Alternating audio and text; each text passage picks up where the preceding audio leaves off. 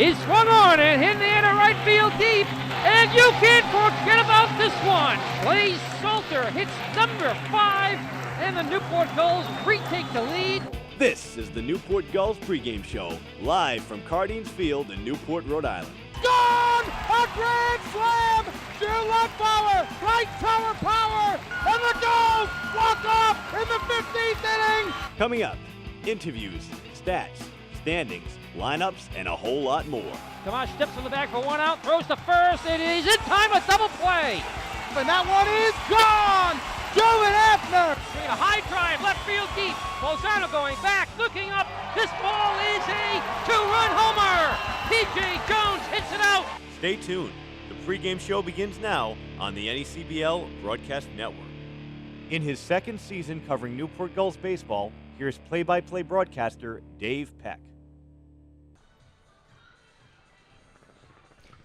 With Saturday off and a rain out yesterday, Newport is finally back in action and ready to go as they take on the defending NECBL champion Valley Blue Sox here at Cardines Field. Dave Peck getting you set for baseball on Aspire Dermatology Red Sox night, where Boston Red Sox legend Bill Spaceman Lee is in attendance, and the first 250 fans to the ballpark will receive a free Stadium Cup courtesy of Aspire Dermatology. The Gulls now 9-6, once again tied atop the Southern Division standing with the Ocean State Waves, coming off that gutsy 8-7 win over the Winnipesaukee Muskrats on Friday night. Stevie Mangrum had 2 home runs and 4 RBI, while Nate Ryder picked up the 6-out save. They'll take on today the Valley Blue Sox, who are 11-3, currently in first place in the Northern Division, off to another hot start. Valley currently on a 5-game win streak. They look to keep things going, especially their second-ranked pitching staff, which has a 3.16 earned run average, and try and slow down the high-octane Newport offense. It's the Gulls and the Blue Sox right here on Red Sox night at Cardines Field on the NECBL Broadcast Network. Don't go anywhere. The Newport Gulls pregame show starts right now. Welcome back to the NECBL pregame show. I'm Dan Byford here along Red Sox legend Bill Lee, the spaceman himself. Bill, you threw BP today. How's your arm feeling after that? My arm feels good. The rest of my body, not so good. I forgot it was an AstroTurf and I was wearing spikes, so I was sliding around a little bit. But, yeah, I feel good. You know, I was lightheaded at the end, but how would I know? So in your hand right there, you got a baseball bat. You told me a little something earlier about what you would go seek out trees that didn't have any heart in them, and you had a special name for those kind of bats. Can you tell me about that?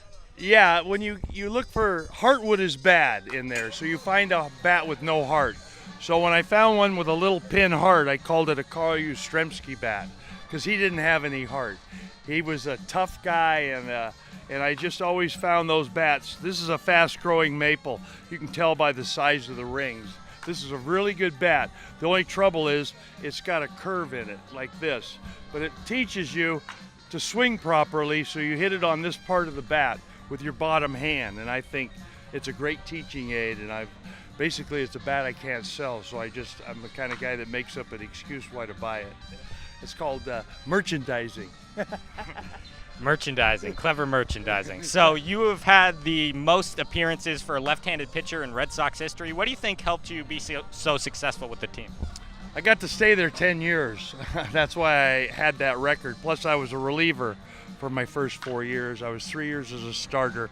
And then after I hurt my arm in the brawl in Yankee Stadium, I went back into the pen. So I just happened to get a lot of appearances, and the reason I did that well is because I got people out, and that's all you got to do. Doesn't matter how hard you throw, just get them out.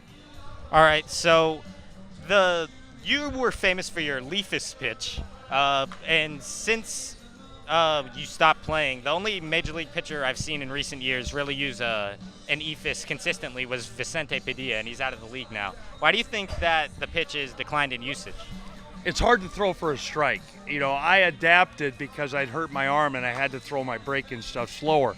So I kept slowing it down, and I wondered how slow you could throw it and be effective. And I found that it doesn't matter. If you can throw it for a strike, the slower you throw it, the more effective it is. So is there a secret to throwing a pitch that slow without changing your arm speed?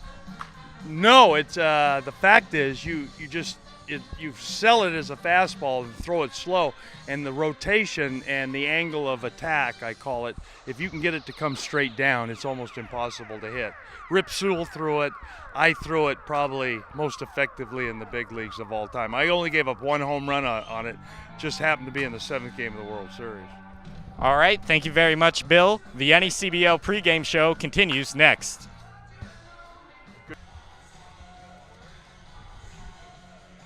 Welcome back to the NECBL Broadcast Network pregame show.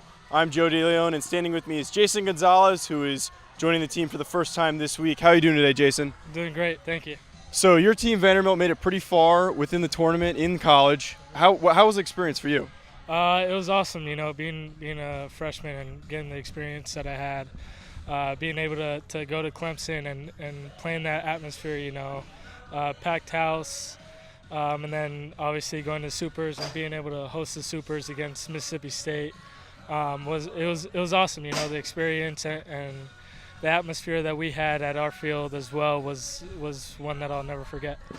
Vanderbilt's known for being a very good baseball school, and you were able to contribute as a freshman. What was that experience like for you? It was a lot of fun. I got to help my team out, being around a lot of older guys that have been in the program, learning from them, learning from the coaching staff, Coach Corbin. So just all the experiences that I've been a part of and the things that I've learned really helped, and it was a lot of fun. So, yeah. So you finally made it out to Newport. Mm-hmm. What has it been like so far? I've had 2 off days, so it's just been relaxing, not doing much. But I'm happy to be here and help the team out, So, yeah. Is this the first time you've been in the state of Rhode Island and in Newport? It is. Yes, it's my first time, so I'm excited. All right, so the season's been going on for a bit, but your season starts today. Yeah. What are your expectations going forward? Just help my team win, help my team win and help us get to the championship and ultimately win the championship. So, yeah, that's it. All right, thank you, Jason. The NECBL Broadcast Network pregame show continues after this. Welcome back to the pregame show. Aram Layton here with Nate Ryder. Nate, you led your conference at Bryan in saves. How have you felt assuming that role as a closer here at Newport as well? It's felt good. Obviously, same thing at Bryan. It just helps me be more comfortable here doing the same thing. And in the role of a closer, you're kind of sitting around waiting for your number to be called. How do you handle those nerves and waiting around in the bullpen, waiting for your name to be called? Yeah, definitely at the beginning of the game, you kind of relax because you know that you're not going to be called on that early. But once it starts to get like 5th, 6th inning, you really start to like lock into the game and understand what's going on and if you're going to be called up or not. And that's arguably the most important adrenaline rush part of the game. How do you handle those nerves coming in when you're trying to lock down a win for your team? Oh, yeah, you just got to trust that your pitches are going to be good enough to get the other players out and just trust your stuff when you're out there. Well, thank you, Nate. Aram Layton with Nate Ryder. The pregame show continues here on the NECBL Broadcast Network. Welcome back to the pregame show here on the NECBL Broadcast Network. It is time for the Broadcasters Roundtable. Dave Peck alongside Newport Gulls field reporters Aram Layton, Joe DeLeon. Aram, we'll start with you. A couple of huge wins at home Wednesday and Friday for the Gulls, emotional wins.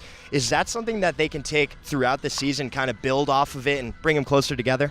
Well, you're playing a lot of games in a row in the NECBL, and momentum is huge. You build off those 2 wins, especially when they're coming back from a deficit. Anytime in the remainder of the season when you're facing a deficit, to know that you can come back as a team and build on that, I think it's massive. Now it's been a couple days since that 8-7 win on Friday night. They had the day off Saturday. You have a rain out on Sunday. Is that something baseball players, how do they adjust to that? Are they a little rusty or are they well rested?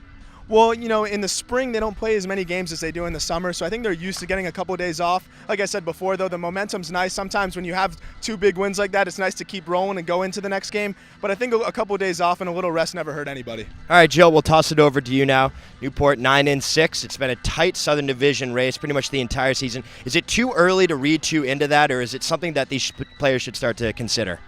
Well, you need to focus on the past success. Always be building on the things that are going forward with any sport in particular. One thing's for sure, though, is that they need to take every day as it comes. You can't be looking too far forward. They might be doing well now as they are. They're tied for the first in the Southern Division. But if you start to get ahead of yourself, that's how you get into trouble. We saw earlier in the week when they put up 23 runs, and then the next day they ended up only scoring 1. If you start to act and think that you're better than everybody else that you're playing against, you're going to end up playing down to your opponents. Now, Newport leads pretty much every offensive statistical category, large part because of that 23-run game against Danbury. But you take that game away, they're probably not leading in a lot of those, probably top 5. But how much is that game kind of, offset maybe this offense numbers-wise? Is it fool's gold at all? How much do they have to keep, trucking away? Well, I wouldn't say it's fool's gold, just for the reason that we've seen games where they've put up 14 runs, 10-plus runs. It's just a matter of consistency. We can't have the days in which they only put up the one run like they did have against the Waves. They can't allow the good pitching, and I've talked about it before, they can't allow the good pitchers and the teams with good pitching staffs to take advantage of them like they've done in the past.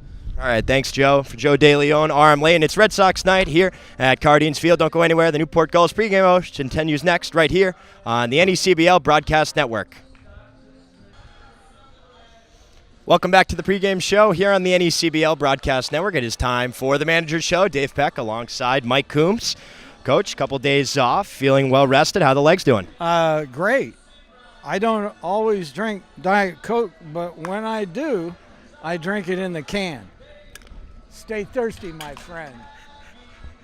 Hydration is key. It's hot, dog days of the summer. Is Diet Coke your go-to drink? When I'm at the ballpark. Yeah. Any Gatorade? No. That's for sissies. Yeah. Have you talked to Bill Lee at all? Spaceman's in the house. Him and I went back to some days. We know a lot of same people. It was scary. Honestly, I was just like watching you two interact, and it was like kind of the same person. It was similar to the same Mike Coombs, Bill Lee. Pretty similar. Oh, my God. That was funny. That was good, Dave. I like that. Yeah. We're not from this planet. Oh, no. Bill, whenever you can get near the spaceman, it's always a treat. He's great people. All right, for the Gulls, 9-6, tied for first once again with the Waves. Is it just going to keep going back and forth? How much do you look into that, or is it let's focus on us? Well, you want to try to do a little separation if you can, and you get it going, get them hot, and start rolling a little bit. Like they've done, they're starting to stretch it a little bit. They're 11-3, so they've hit a point where they're pushing away from everybody. And nowadays, and like I said before when I was here, I think the first place team should get a bye, and now they're doing that. All the other times it was 4 top teams, 1 plays 4, 2 plays 3, which I like too because it includes another team. But I guess the NCAA wanted to see a little bit less of a tournament at the end and get it done. So. Right. But yeah, I want to try to push away from the pack. How's everyone feeling on the team? Couple of days off, rested. Anybody banged up, or everyone feeling pretty good? That's your Diet Coke can. It's kind of rolling across the interview. Jack Gethings isn't feeling good. Yeah. So he's got a little bacteria in his tummy, and hopefully we can get him back because he was popping it. Yeah. He got hot, and I was like, dang, I got to get him more at bats, but he's out tonight. We got a new player in tonight, Jason Gonzalez from Vanderbilt. So we gave him a little BP, give him some ground balls, see what he can do, and then maybe throw him in there tonight. I don't know. All right, we'll see. Good luck, Coach. For Mike Coombs, I'm Dave Peck. Don't go anywhere. The Newport Gulls and the Valley Blue Sox are up next right here on the NECBL Broadcast Network. Once again, here's Dave Peck and the Newport Gulls broadcast team.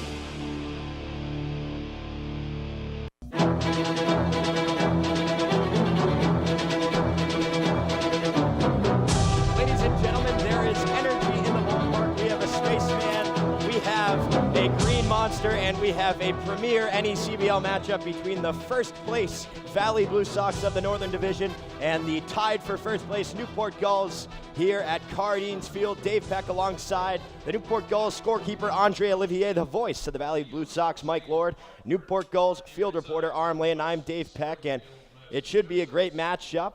Valley Blue Sox coming into this game. First place, 11-3 overall. They're on a 5-game win streak. Newport, on the other hand, 9-6. They are tied for first once again atop the Southern Division standings with the rival Ocean State Waves. Newport last game was on Friday night. They had Saturday off. They had a rainout on Sunday, so it was a nighttime game at Newport. 8-7 win over the Muskrats for the Gulls. Nick Enright picked up the win, going 4 innings, gave up just 3 runs, 2 earned, 4 hits, walked no one, and struck out 5. And it was Nate Ryder who picked up the 6-out save. He had 3 Ks in his outing. Offensively, Stevie Mangrum, 2 home runs and 4 RBIs. I welcome in the voice of the Valley Blue Sox, Mike Lord. Mike, how are we doing today?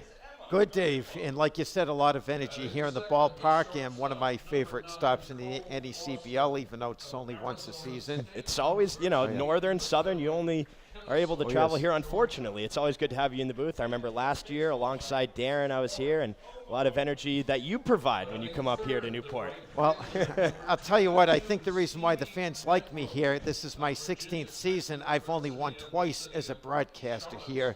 So, in a nutshell, it'd be easier for me to walk out of Fort Knox with a bar of gold as opposed to walking out of here with the victory over the Newport Gulls, especially now that Coach Mike Coombs is back in the saddle. You always say winning in August against Newport is even sweeter than June.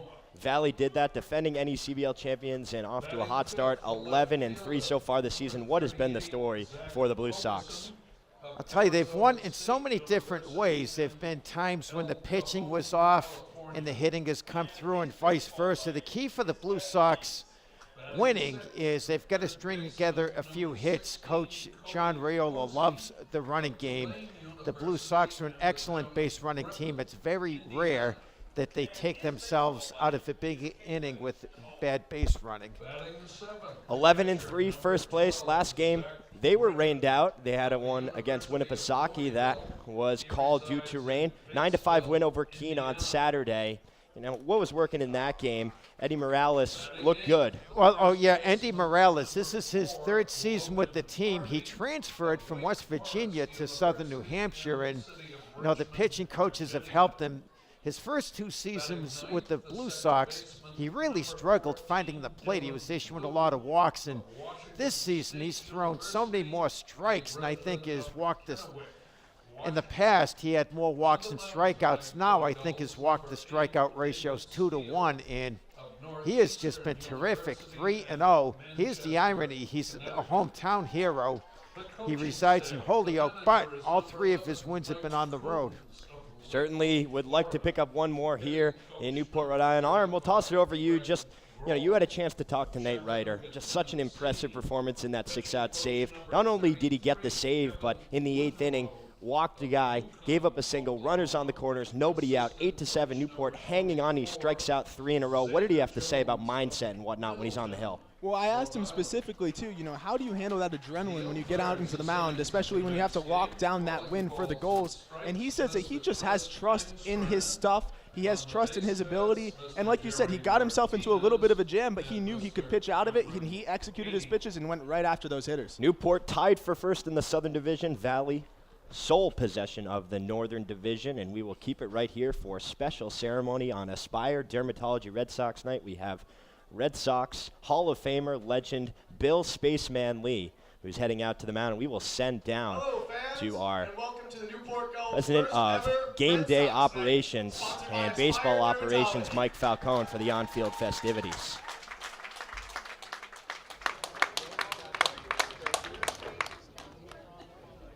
Aspire Dermatology has 5 conveniently located offices in Riverside, Newport, Johnston, Tiverton, and Warwick, Rhode Island, to provide a full range of dermatology services, from skin screenings and cosmetic procedures to Mohs surgery.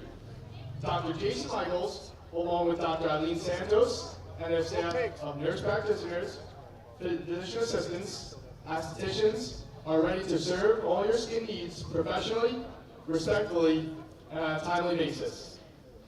Aspire Dermatology is happy to accept same-day appointments. Please call for an appointment or book online today. Here with us tonight, on behalf of Aspire Dermatology, throwing out the first pitch, is Dr. Jason Michaels.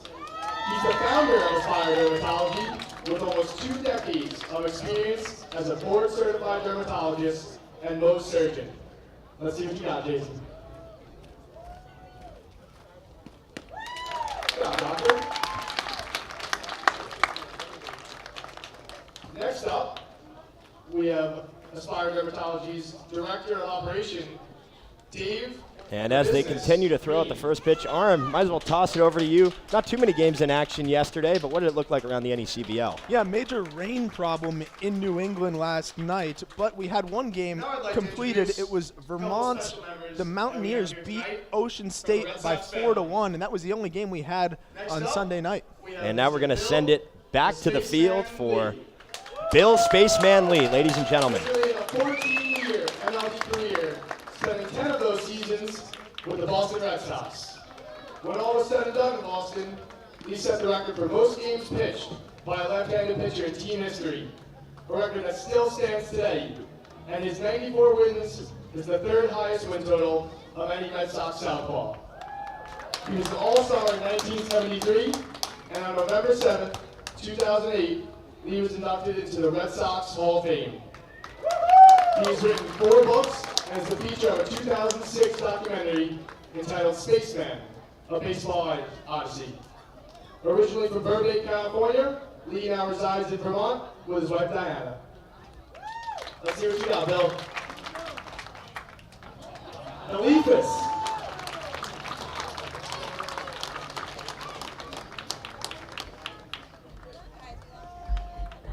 Next up, we have another member of the Red Sox community, former big leaguer Ken Ryan. He's a native of Pawtucket, Rhode Island, and he graduated from Seekonk High School and signed with the hometown Red Sox as a free agent in 1986. Ryan worked his way up through the Red Sox minor league system, and on August 31st, 1992, he made his major league debut. Ken's big league career spanned 7 seasons, and the hard-throwing righty finished with a 3.91 ERA. Now Ken owns a baseball academy in Lincoln, Rhode Island. It's called KR Baseball Academy. The academy holds instructional camps, sessions, and has batting cages and AAU teams for ages 8 through 16. He currently resides in Seekonk, Massachusetts with his wife and 3 daughters, Julia, Amanda, and Kelly Rose. Let's see that basketball, Ken.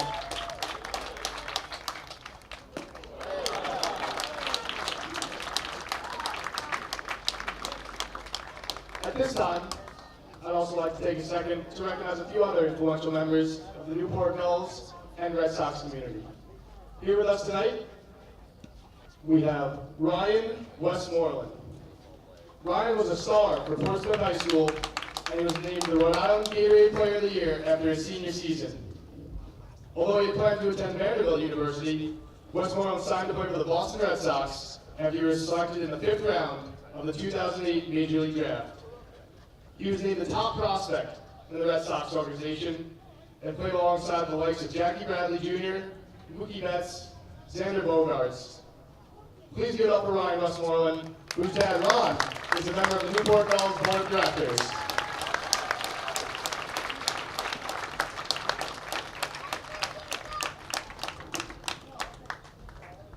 Additionally, there's been many former Gulls, including Pat Light and Chris Dominguez, who played for the Boston Red Sox, along with Ricky Lentz, Brian Pritz, Sean Webb, and many others who came through Newport and ended up in the Boston system. The Boston Red Sox general manager from 1984 through 1993, Lou Gorman, served as the chairman of the Newport Gulls. Yeah, we'll bring it back to the booth here. Some games around the league, not too many as well, though. What does it look like in the NECBL today? Well, we only have 3 games tonight, including Newport's game here tonight. Danbury is underway against Mystic in the top of the 2nd. It is 0-0. Plymouth and Sanford have yet to start. That game will start any minute now. And, of course, we have tonight's game where we are waiting to start at around 6:30. And then what do the standings around the league look like? It's tight in the south and in the north. Valleys pulled out to a nice little lead. Yes, well, the Newport Gulls' opponent tonight, Valley Blue Sox, are 11-3, 2 games up on the second-place Sanford Mainers. As you look at the tight Southern Division, as you said, Ocean State and Newport are tied for first, a half game above the Plymouth Pilgrims and the New Bedford Bay Sox. It certainly is going to get interesting. Like we mentioned, still June, but a lot of baseball to be played. Every game does start to matter, as we'll send it back down to the field for the national anthem and the honor guard, who is represented by South Kingston Police.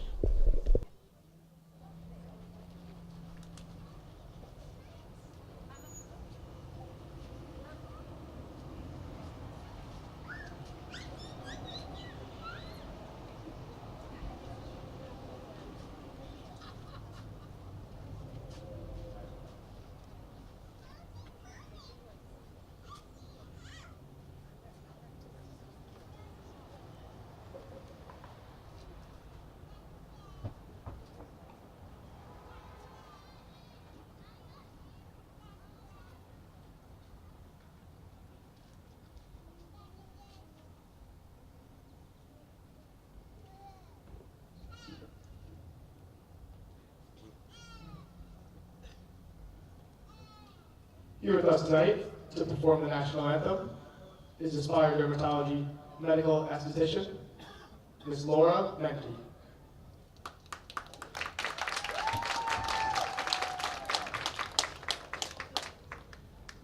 Oh, say, can you see by the dawn's early light what so proudly we hailed at the twilight's last gleaming, whose broad stripes and bright stars through the perilous fight o'er the ramparts we watched were so gallantly streaming, and the rocket's red glare, the bombs bursting in air, gave proof through the night that our flag was still there. Oh, say does that star-spangled banner yet wave o'er the land of the free and the home of the brave?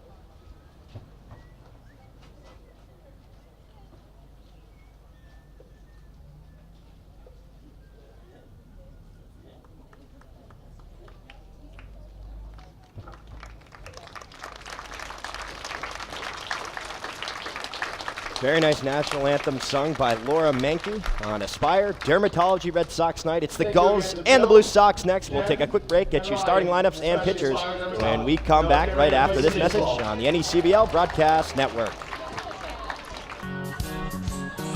As we welcome you back here to Cardines Field, just about set for baseball on a beautiful Monday night here in Newport, Rhode Island.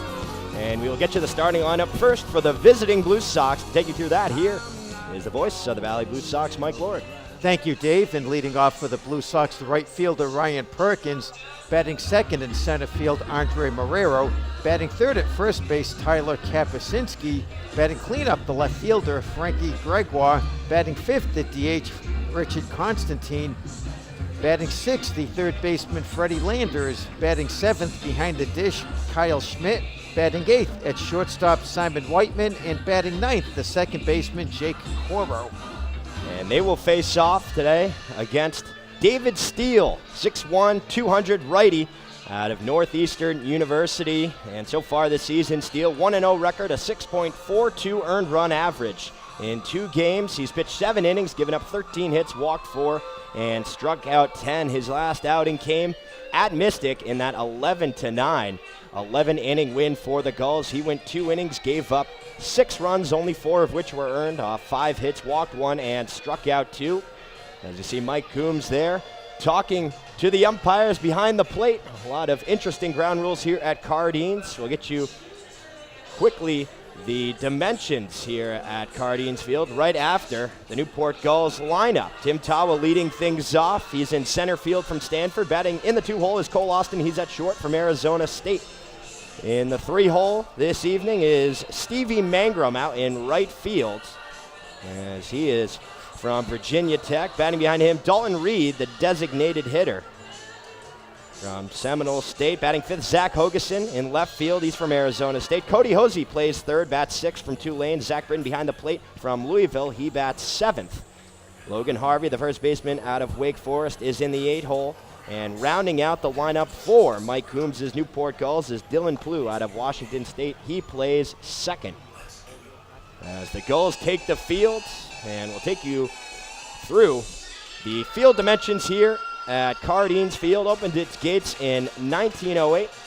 One of the most historic ballparks in the NECBL. Left field is 315, left center 365. Center field, it juts out way back there to 395. Comes back in to 315. You can see those 2 triangles out there in center field. Then right field, it comes all the way to 285. Short porch out there in right, but it is a high fence, 28 feet all the way around. And the property lines of the houses on the other side are basically what's making up that fence out there all the way around. Newport dressed in their home all whites with Gulls written in left to right across the chest in blue outlined in orange, with the white pants, blue and orange piping down the side. Gulls are coached by 12-year manager Mike Coombs, Valley, by John Raiola. And of course, John Raiola was Mike Coombs' assistant for a couple seasons. He was in Newport for a little bit, yes. And I'll tell you, it's always a joy to talk to Coach Coombs. I'm glad he came back. You know, and what I like to say about him in a nutshell, he's a man whose greatness is admired by many, envied by few, and matched by none. Newport's certainly lucky to have him back. Coombs, very established coach in this league, 12th season. Took last 2 years off, but prior to that, he coached 11 seasons with the Gulls starting in 2005.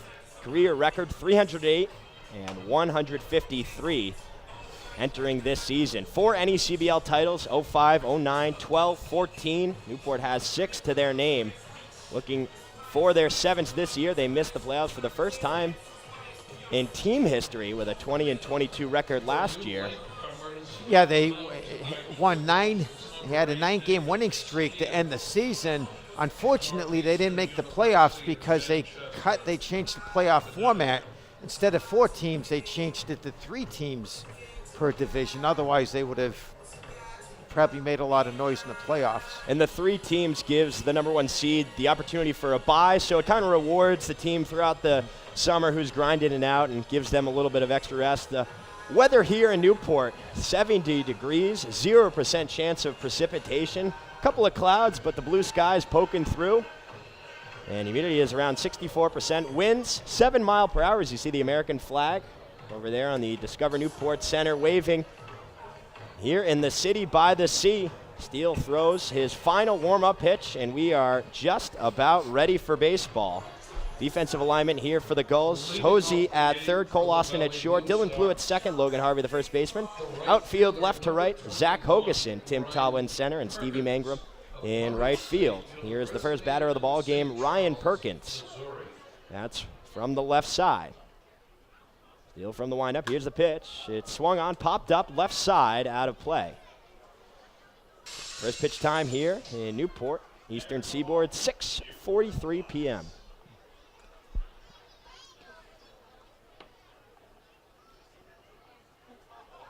Perkins batting .318 coming into this ball game. The 0-1 pitch, high fastball taken for ball 1. 14 hits, couple of doubles, 3 home runs, and 5 RBI. 1-1. Breaking ball, check swing, he went around. So the home plate umpire, Chris Angstrand. The first base ump today is Cameron Haney, and the third base ump is Jerry Martinez. Even if he didn't go around, it would have been a called strike. Nice breaking ball. Here's the 1-2. Fastball goes the other way with it. Left side, it's Austin diving, gets up. The throw to first is in time. What a play there by the shortstop, Cole Austin. One down here in the top of the first, but Austin showing off the leather. And the arm. Did you notice, Dave, the ball that Perkins hit had a lot of backspin on it, and it tailed away from Austin, but he still was able to dive and get it and make a strong throw to Logan Harvey, belt high. Extraordinary, able to get up there after diving in the hole. Rob Perkins of a base hit, and Steele will take that as in steps Andre Marrero. That's from the right side. First pitch, high fastball for ball 1. The field in excellent condition here. Newly renovated infield at Cardines this past offseason. 1-0, fastball just a little inside, 2 balls and no strikes. It was renovated by Sports Turf Specialists, Inc. of Rentham, Massachusetts. Here's the 2-0, fastball high and inside. Now 3-0 to Marrero. I believe they may have been the same company that did Holyoke a couple of years ago. Fenway Park as well, and Citi Field. 3-0 pitch, fastball taken for strike 1. I'll tell you, for the Mets, what a difference going from Shea Stadium to Citi Field. That Citi Field is such a crown jewel. Never went to Shea Stadium, never been to Citi Field either. But I hear it's nice as the 3-1 fastball is popped up foul behind the backstop. I might go after this season because I'm friendly with their assistant GM. Now, would you say you're JP a Mets Ricciardi. fan? Would you say? I'm not a Mets fan, but I just want to check out the ballpark. Yeah. He said, let him know I get free tickets. I think the closest I've gotten to it is taking off from LaGuardia Airport. Steele shakes off Britton. Now winds and deals. The 3-2 pitch, fastball low, ball 4. You know, Dave, one difference between the Blue Sox this year and last year, especially the first half of the season, they've cut down on their strikeouts. Last year, they led the league in strikeouts at the halfway point. And strikeouts are good if you're trying to keep the air conditioning bills low in the ballpark, but if you're trying to move runners to win games, that's just not going to cut it. 114 strikeouts. That is the 3rd fewest in the league. So certainly doing a good job putting the ball in play, as here is Tyler Kapuscinski from the left side. Top of the first, no score, 1 down. First pitch from Steele is fouled into the netting down the third base line, 0-1.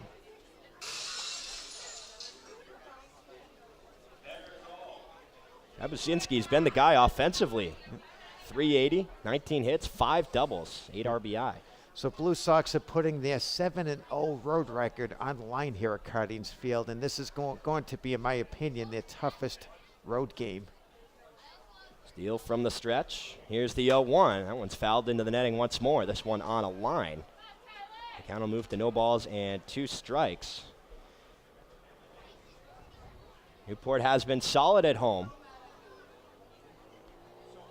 Batting .354 as a team at Cardines Field compared to .273. On the mound, a .475 ERA compared to a .636 earned run average on the road. Steele comes to the set. Long pause. Here's the 0-2 pitch. High fastball chased and flared down the left field line. That'll get into America's Cup Avenue.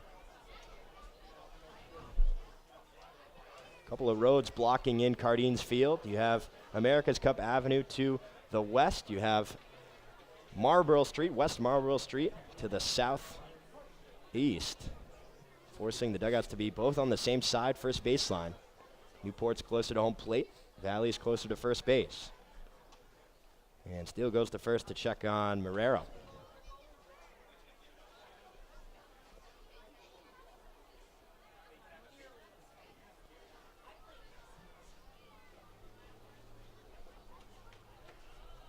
Steele shakes off Britton.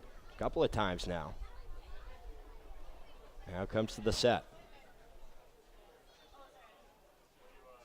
The 0-2 pitch, breaking ball, broken bat, flare. One hopper to third. Hosey goes to second for one. The relay from Blue to first is not in time.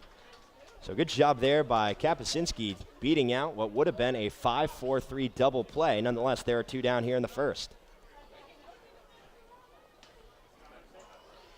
I think that's a good call, broken bat on a breaking pitch. Just jammed him up there.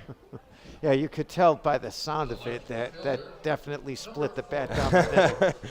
Oh, it's good firewood in the wintertime. Oh yeah. It's, maybe a little colder start to the summer, but take it home to their host families, throw it in the fireplace. 2 down. We're in the south fire pit. Here's Frankie Gregoire from the right side, number 4 hitter here for the Blue Sox. First pitch from Steele is a breaking ball that is in there for strike 1. Nice spot on the outer third.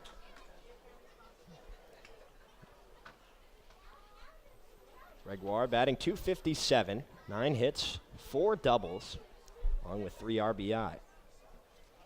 Still no score, top of the first inning. 1 on, 2 out. Long pause. Here's the 0-1, and it's hit on the ground. Hosey at third, gloves it, fires it across the diamond for out number 3.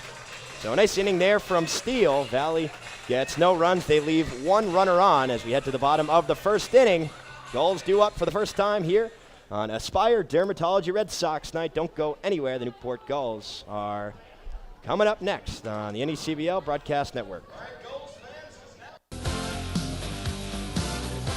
As we welcome you back to the ballpark here. No score, bottom of the first inning.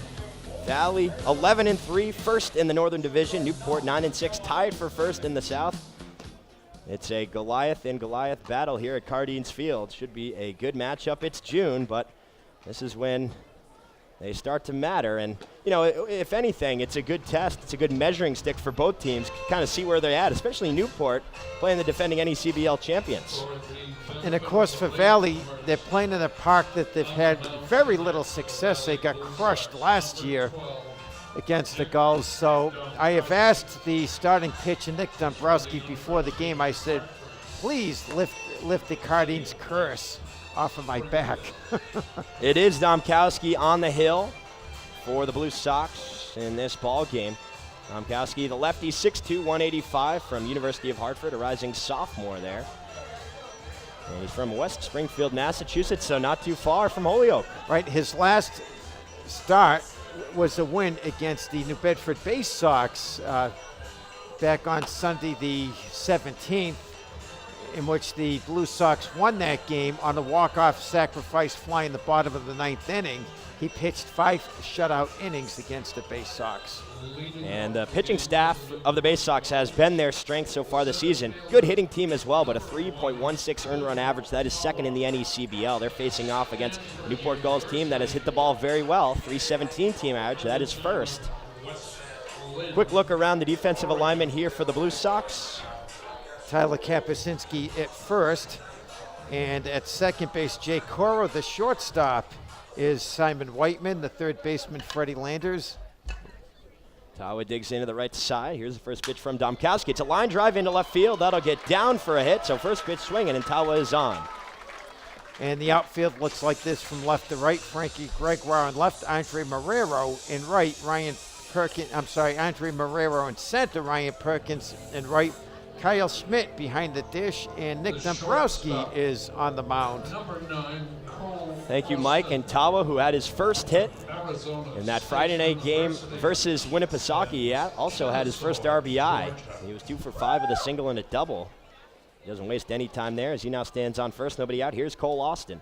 Here's a pitch from Domkowski's ground ball. Third baseman Landers goes to second for one. The relay from Coro is in time. A nice 5-4-3 double play, and just like that, there are 2 down. Dave, you were asking about the Blue Sox success. I think the difference between this year and last year at this stage of the season, not only did they cut down on their strikeouts, they've had more productive outs, but they've cut way down on their errors in the field. That was a nice play there. I mean, Landers knew exactly where he was going to it, all the way around the diamond, and Tawa and Austin both have a lot of wheels. So good sign there. Here's Stevie Mangrum. First pitch, curveball, bounces 59 feet, ball one. Mangrum had the 2 home runs in that game against the Muskrats.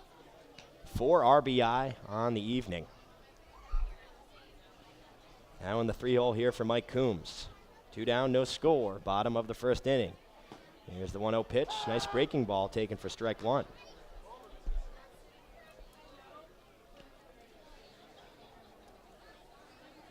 Mangrum, 6 foot, 215 out of Virginia Tech. Rising senior for the Hokies. 1-1 pitch, fastball, swung on and missed for strike two. Yeah, before becoming a coach, Mike Coombs played in the Detroit Tigers farm system. Been around the game as long as anybody. Long pause here from Domkowski. Winds and deals. The 1-2 popped up right side, foul, and out of play. That's one thing that we always talk about here when the Gulls are playing. Foul balls, they fight as good as any team in the NECBL. Domkowski shakes off a sign. Now he gets one he likes. Here's the 1-2 pitch. High fastball, ball two.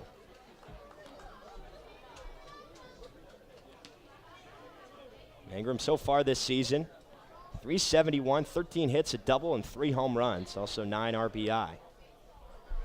2-2 pitch. Fastball waved and missed for strike three. So Newport goes down 1-2-3. Cole Austin with the 5-4-3 double play. And the first strikeout of the evening for Domkowski. No score. We'll head to the second right here on the NECBL Broadcast Network.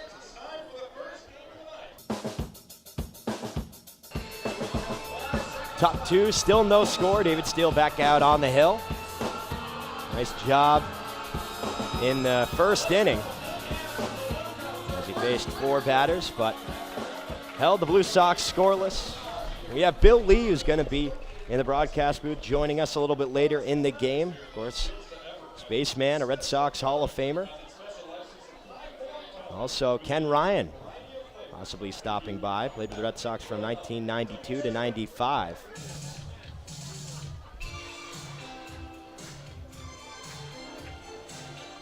Start off the top of the second inning. It'll be Richard Constantine, the designated hitter. You know what a lot of people don't know about Bill Lee, that he was an academic All-American in his pitching days at Southern Cal when he played for the legendary late coach Rod Daigle. And you've run into him. You've crossed paths with him a few times in the years. Very smart man. When he talks, he doesn't read from a teleprompter. He can recite the Magna Carta without, without a book. Here's the first pitch to Constantine. High fastball taken for ball one. So why the Magna Carta? That was the first document that came to my head. Yes. That's a good one. 1619, I believe, yes. But I could be wrong. Could be a little earlier. Here's the 1-0 pitch. That one hit on the ground. Hosey at third scoops it up. The throw to first is in time, 1 away. Perfect positioning by Cody Hosey as Steele went inside to Constantine with the fastball, and the best he could do was ground it down the third baseline. So one down. Here's Freddie Landers. It was actually like 12:15, the Magna Carta. I was thinking of something way, way, way later. Got to brush up on my English history. One down. Here's Freddie Landers. That's from the right side. First pitch from Steele is a fastball taken for strike one. Blue Sox wearing the blue tops, gray pants with red shoulder pads and red stripe down the side as the 0-1 fastball misses high.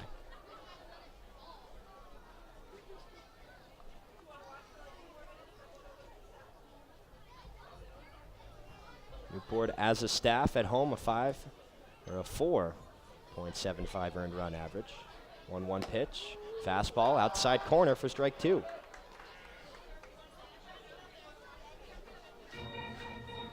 Scoreboard down the right field line here at Cardians Field. Black lit up in red. Got the clock up there, just approaching the 7 o'clock hour. Here's the 1-2 pitch, breaking ball, check swing. Did he go? No, he did not. said first base umpire Cameron Haney. That'll move the count to 2 balls and 2 strikes. One nice change the NECBL made last year. They brought in a third umpire. In the past, they only had 2 in the regular season and 3 in the playoffs. Here's the 2-2 offering. Fastball, that one fouled off his foot. Nice fight here from Landers. Definitely makes the umpires' jobs easier. I actually umped my first game earlier this year, and it's something as a player you don't necessarily pay attention to, where the umpires have to be and all the things they have to keep track of, the little things. So 3 certainly makes it a lot easier. Here's the 2-2 pitch, breaking ball, check swing, foul tip into the glove for strike 3. First strikeout of the evening for Steele, and they're 2 gone. Yeah, that was the correct call because it sounded like the ball caught the end of the bat, and a nice play by the catcher for the Gulls, Britton, to hold on to that ball. Yeah, it was a nice breaking ball. So much spin on it, then it fouls off the bat, but Britton able to glove it there, and he knew it right away. He was going to throw down to Hosey at third, just waiting for the call. So there are 2 down. Here's Kyle Schmidt. Righty catcher facing Steele for the first time. Here's the first pitch, and it's a fastball just a little high for ball 1. Yeah, Steele's got some pop in that fastball. That's got to be up around 90. Definitely a live arm. Northeastern Husky from the windup. 1-0 pitch. This one popped up shallow right field. Mangrum coming in and to his left, and he's able to make the catch on the run to retire the side in order. So Steele has been sharp. He gets the Blue Sox down 1-2-3. We'll head to the bottom of the 2nd inning. Don't go anywhere. You're listening and watching Newport Gulls baseball right here on the NECBL Broadcast Network.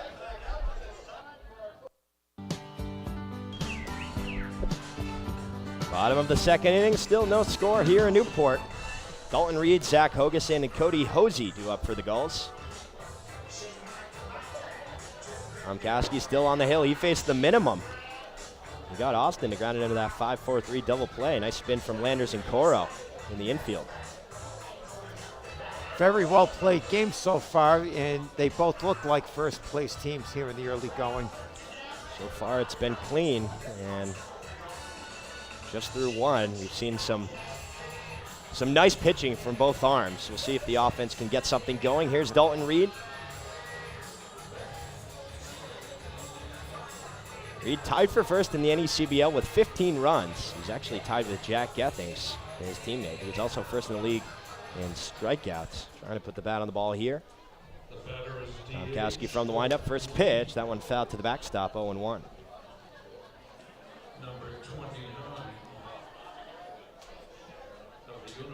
Reed is batting .281, 18 hits, 2 doubles, 4 home runs, 13 RBI. Here's the 0-1 pitch. That one lined into left field, slicing away from Gregoire. He's able to cut it off and feel it on the 2-hop, but it's a leadoff single for Dalton Reed. Well, it's the 2nd inning in a row that the Blue Sox got a leadoff single, and the Blue Sox are hoping history repeats itself, and if it doesn't, Hogeson would hit into a double play. Newport as a team batting .382 in the leadoff hole. And for the Valley pitching staff, leadoff hitters batting .188. So this is a clash of titans on both sides of the ball. So far, Newport 2 for 2 with getting the leadoff man on. Here's Zach Hogeson, first pitch swinging, pops it up behind home plate. Schmidt takes off his mask. He has room and makes the catch. So Hogeson bid on the first high fastball, pops it up for out number 1. And he was a guy that was swinging the hottest bat in the NECBL. The NECBL Player of the Week last week, 12 for 27, 6 doubles, 12 hits, 3 home runs, and 11 RBI. So that's a big out there for Tomkowski. Yeah, Schmidt just joined the Blue Sox about 5 days ago. He's looking for his first hit, but he's been brilliant with the leather in the arm so far. Very comfortable there in front of the fence and right in front of the on-deck batter for the Gulls. Here's Cody Hosey, first pitch fastball taken for strike 1.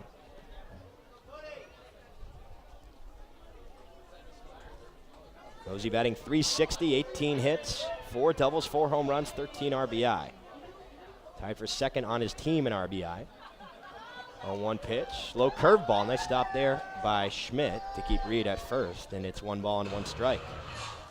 I'd like to welcome everyone listening in here across the United States and perhaps internationally around the world. Matchup between the Blue Sox and the Gulls here in Newport, Rhode Island.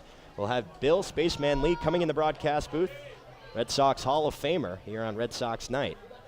1-1 pitch, line drive, left field. Gregoire is there and makes the grab for out number 2. It was hit right on the laces, but Gregoire didn't have to move. Yeah, Dave, talk about perfect positioning. He could have had cement shoes and still made the catch. I mean, that's just what you call great scouting. Didn't have to do anything. So 2 down, Reed on first. Here's Zach Britton. Coach Riola or Mike Coombs' disciple. Yeah, so he's done his due diligence. Yes. He's done his homework. Britton from the left side. First pitch curveball misses low in the dirt for ball 1. Britton has had a great start to the year. And it's crazy to think, but we're just about almost halfway through the NECBL season. After this week, he's batting .421. That is second in the entire league in average. 1-0 pitch. Fastball catches the outside corner for strike 1. Britton stands all the way in the back part of the left-handed batter's box, as close to the plate as he can. As a 1-1 curveball just misses outside. 2-1. Still no score here. Bottom of the second inning. Reed on first, 2 down. Here's the 2-1 pitch. Fastball taken on the inside part for strike 2. No, the Gulls staff has orange jerseys, construction orange. I'd love to see their road uniforms with orange pants and orange jerseys. That would be great. Oh, the orange pants. I don't know if those even exist. I hope not. Here's the 2-2 pitch. Line drive, left center field. That will get down for a hit and roll all the way to the wall. Reed being sent around second, now being waved around third. The throw is not going to be a time, and it's an RBI double there for Zach Britton. Newport takes a 1-0 lead here in the second. Perfect placement on that hit. He put it in between the center fielder Marrero and the left fielder Gregoire. And you notice, Dave, the two of them seem to hesitate picking up the ball. They were looking at each other thinking, which one of us are going to pick up the ball, and that allowed Reed to score. It was perfect placement because you thought maybe one would be able to cut it off. It wasn't hit too far in the air, at least. It was hit hard, but got by him. And now it's 1-0 Newport. Here is Logan Harvey, bats for the first time today. This pitch from Domkowski is an off-speed taken for strike 1 in the outside corner.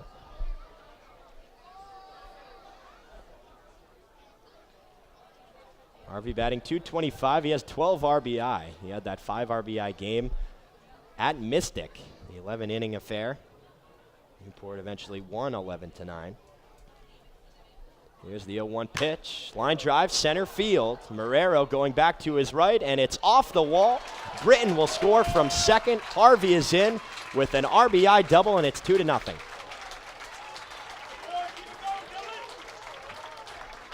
Back-to-back doubles here for the Gulls, coming with 2 outs in the inning. Marrero got a fairly lucky bounce because when the ball hits a chain link fence, you never know what direction it's going to bounce in. And he only had to reach out with the left glove to snare it. But again, good hustle by Zach Britton. And Harvey was thinking 2 out of the box as he saw the ball did get a little bit by Marrero on the carom. So all this coming with 2 outs, 2-0 Newport on top, bottom of the second inning. Here's Dylan Plew from the left side. First pitch fouled back into the netting, 0-1.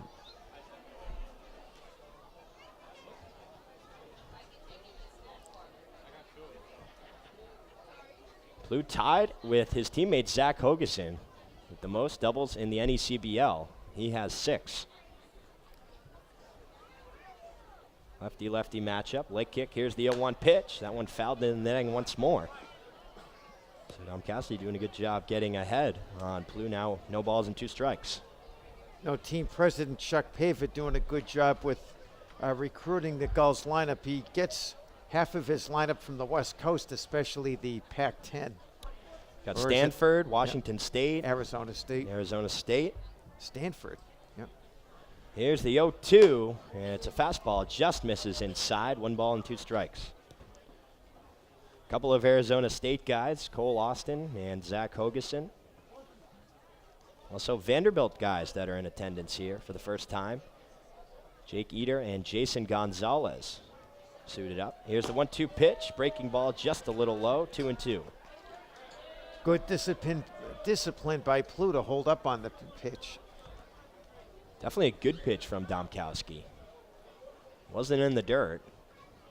But a great eye from Plu as he works his way back into this count. Harvey still on second. Here's the 2-2 pitch. Chopper on the ground up the middle. Shortstop Whiteman coming in and making the play for out number 3. But Newport gets 2 runs off 3 hits. They leave 1 runner on, no errors for the Blue Sox. We'll head to the 3rd inning. 2-0 Gulls on top right here on the NECBL Broadcast Network. Top of the 3rd inning, Newport on top, 2-0. An RBI double from Zach Britton, and the same for Logan Harvey. Newport takes a 2-0 lead. David Steele back out on the hill. He will face Whiteman, Coro, and Perkins. As we'd like to welcome in Red Sox legend Bill Spaceman Lee into the broadcast booth after his busy day doing on-field festivities and whatnot, throwing out the first pitch. He also threw batting practice to some of these Gulls hitters as he takes a seat by my side. Bill, how are we doing today? How are you enjoying your stay in the city by the sea, Newport, Rhode Island? Well, I'm actually in Middletown, so I can see Newport. Right, right. Because if you're in Newport, you can't see Newport. No. But, I threw batting practice. I was a left-hander and seemed to have done a good job. So here is Simon Whiteman batting for the first time. Steele from the windup, first pitch, breaking ball in there for strike 1. You're right, hanger. Jump on that first hanger. He just wasn't expecting it, you know. He's like Pedroia, taking the first pitch no matter what. Well, he's not, but he got a short bat. One shows bunt, then pulls back as that one stays high. Now 1 ball and 1 strike. So you were throwing batting practice. I did see you actually break the catcher Zach Britton's bat. You still got some arm side run on that 2-seam or what? Yeah, that was a. I must have farted during the middle of my backswing. 1-1 fastball high. Took a little off, and he cued it. When you hit a maple bat on the end, it tends to break. This bat this kid is using has got to be 29 inches. Here's the 2-1 pitch. Another breaking ball. That one's in there for strike 2. So he's been on fire with that curveball. And that's exactly right. I'm going to throw him a fastball up and away. He's going to hit a fly ball to right field very weakly. Let's see what happens. Here's the 2-2 pitch. Fastball high, taken for ball 3. That's what he was thinking, just couldn't locate it. Yeah, it could have been a hanging slider. Everything he throws, it's funny. He looks like a middle infielder. Looks like Kelly Gruber pitching. I look at it. Here's the 2. That one is a breaking ball, fouled down the first baseline. Yeah. Yeah, I love throwing batting practice. It gives, my theory is if you throw good batting practice, your team has a good game. If you see the ball go over the fence, you're doing a good job, right? I am doing my job, you know. Eddie Popowski wouldn't think so. He was my coach. 2-2 high fastball taken for, 3-2 high fastball taken for ball 4. Good. So, Bill, 14 years in the major leagues, 10 with the Red Sox, played for the Expos as well. How different was it playing in front of a Boston crowd, in front of a Montreal crowd? Did the fans treat you differently? Did they treat you any particular way? Or well, how did the media treat you as well? The media was great, both cities. I think Boston had so many writers, they tried to step on one another to try and outdo each other. And I had more fun telling each writer something different, you know, and just my roommate was Gary Peters. He said, never tell them the truth. Keep them guessing. Keep them guessing. Make them watch the ball game. Yeah. In Montreal, it was all French, and it was what a town. It was when I went up there, it was just a party atmosphere. We drew 3.7 million fans 3 years in a row. 1-0 pitch to Coro. Line drive, left center field. Tawa going back to his right. That'll get off the base of the fence. Trucking around second, head for third is Whiteman, and he will stop at third. Nice relay there from Tawa to Cole Austin, but the old hanger up and away, and he went with it. And Dave, it looks like Tawa momentarily might have lost that ball in the sun because he was looking in that direction. Honestly, it happens a lot here. A lot of fly balls, they lose in the lights. Well, that's what happens when the balls hit that direction, you know, and the sun gets to that low angle. And Holyoke is the same way. It shines in the same exact angle from the third base bag out toward the right field fence. This is actually Tawa's first time in center for the Gulls. Well, get a donor to plant some trees over there. Here's Ryan Perkins, 0 for 1 on the day. Runners on second and third. Still nobody out. First pitch. Nice pitch. That one's in there for strike one in the inside corner. But I know, Bill, when you went to Holyoke last year, it was cloudy, so when it goes on a sunny day, bring some extra suntan lotion. Yeah, it didn't. It rained almost every day in Holyoke Yes. last year. It seemed like it was a wet summer, but they won it all because of that. Here we go. Long pause. Here's the 0-1. And it's a fastball in the dirt. 1 ball, 1 strike. Yeah, because of the way the sun beats down on the booth, I have more wrinkles than any broadcaster in the league. Oh, I love this field. It's set up just like a big league field. The hitter's got a good background. And the sun, wear glasses. Pick the ball up on the bat. It's a big center field here, so you got to really play him straight away. It's a quirky center field as well. Oh, it is, with that angle in there, Hey, you played some center field, at least in the Red Sox alumni game. You were all over the place. I am. I'm like horse manure. I'm all over the place. But I can do that. I play right field in my senior league games. I love right field. 1-1 pitch, fists him inside for strike 2. Little slider. He got a lot of slider spin on everything. And, of course, Bill, you played with the right fielder who is as good as anybody, Dewey Evans, defensively. Yeah, I did. He covered a lot of ground. Freddie Lynn, Jim Rice, when he was younger and left, played well. Yastrzemski got old. They moved him to first base. But Freddie Lynn, in between Freddie Lynn and Evans, and with the big right center field, you just pitch everybody away, play them away. There's a rolled over on a ground ball. First baseman's got to cover. And they make the play, but scoring from third is Whiteman. Well, game's over. I said it was going to be 2-1 with the wind blowing in, so we can go home now. Right. I used to joke about Lynn and Evans that 2/3 of the earth was covered by water, and those two did a nice job covering that other third, which was right center at Fenway. Yeah, it was Bobby Bonds and the 3 outfielders for the Giants that covered all the earth. The rest was covered by water. Yeah.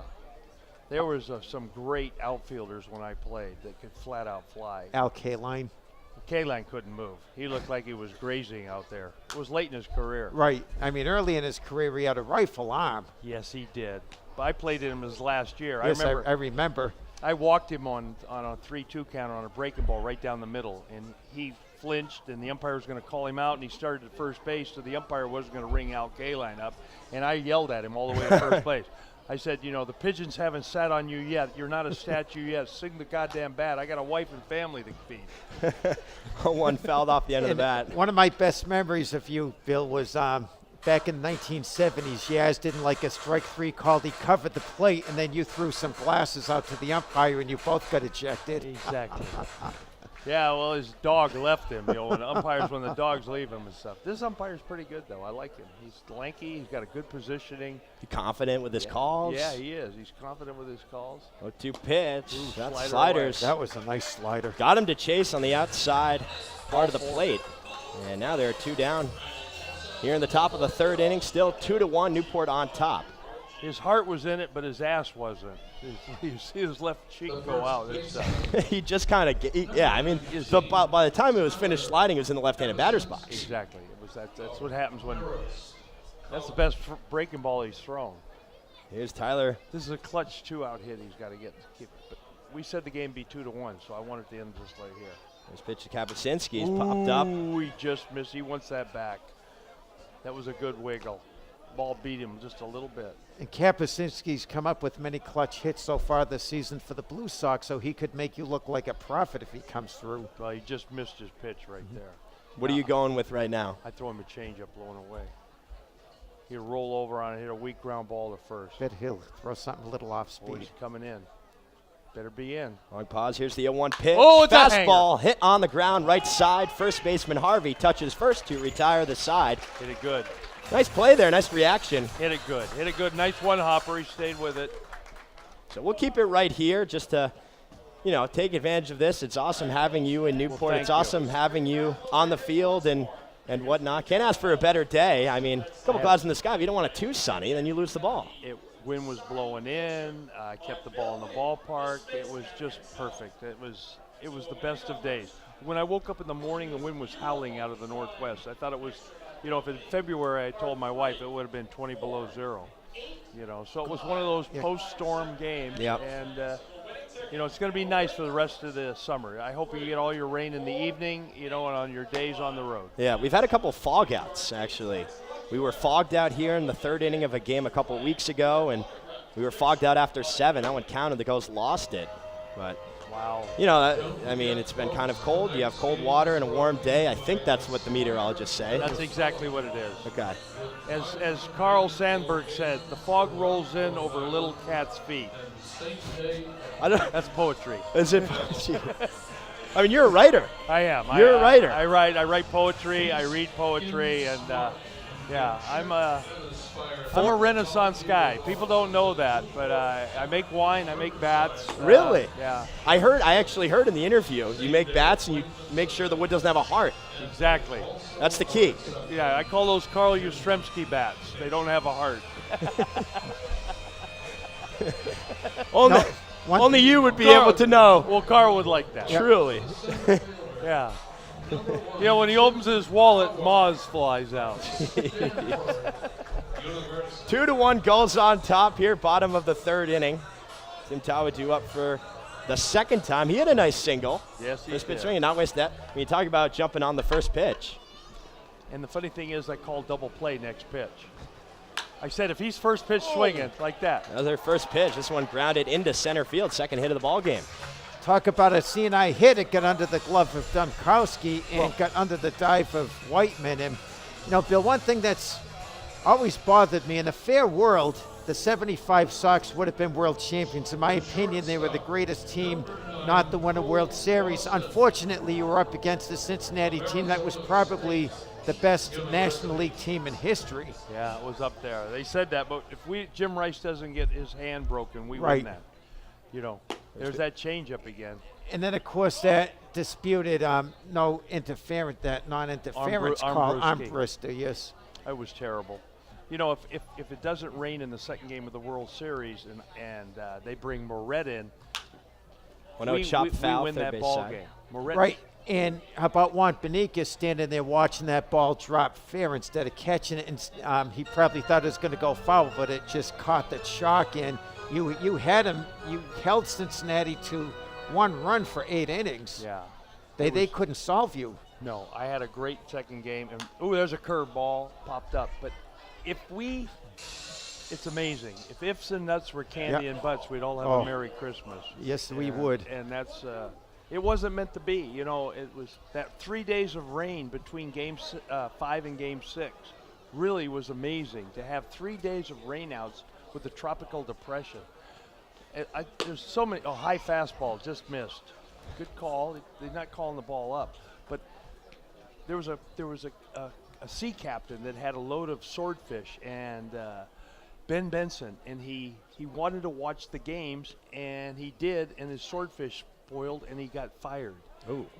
Tutu Tawa was off, foul to the backstop. And Ben Benson, I met him in the Gila Wilderness in New Mexico, and he started yelling and screaming at me, "You cost me my job. I was from Machias. I had a load of swordfish." I'm going, "I'm sorry. It wasn't my fault." But it's an amazing stories that I've run into that came out of that series that were life-changing for a lot of people. Yeah. And the Fisk family to hit that home run at 12:43 in Game 6. It was the greatest World Series of all time. And Dewey Evans, a flair for the dramatic. Not only that great catch in Game 6, Yeah. but the home run in Game 4 at Cincinnati to tie the series. Yeah. No, it was amazing. And then Tiant goes out and throws that ball game, and Johnson goes to the mound and prays for him to get the last out. And Griffey lines out to the right center field fence, and we win the ball game. It was like, and we were alive. We were alive for Game 6. And Bill, do you think there are a lot of similarities between Louis Tiant and Pedro Martinez, their style, the way they made the ball move? Neither one of them were fastball pitchers. They were finesse. Louis was two different pitchers. Louis was stronger. Louis struck out 19. Yes. It was a double play ball. 3-2 hit on the ground. Whiteman, the shortstop, goes to second for 1. The relay from Coro is in time. Just kept his foot on the bag. So second time Austin's grounded out into a double play, and they're 2 down. And you called it the first time. And I called it You called it the second time. History it's amazing. if you throw enough ground balls with a runner at first base, you're going to get a lot of double plays. And I made my living. I threw more double play balls than Jim Cott. And Cott played longer than me, but I had more assists than Jim Cott. I had less errors, and he got the Golden Glove every year because I wore a Wilson and he wore a Rawlings. Rawlings gave out the award. Yeah, that's, Politics. That's politics is what it is. First pitch to Mangrum misses off the plate, 1-0. It'd have nothing to do with conflict of interest. Yeah, I mean, certainly not. Yeah. Definitely. Well, I love the field. I threw the contact, and I like this little left-hander. Ooh, there's a Line drive caught in the air by the shortstop Whiteman for out number 3. So still 2-1 Gulls on top as we head already to the 4th inning. 75 team, certainly way before my time. So.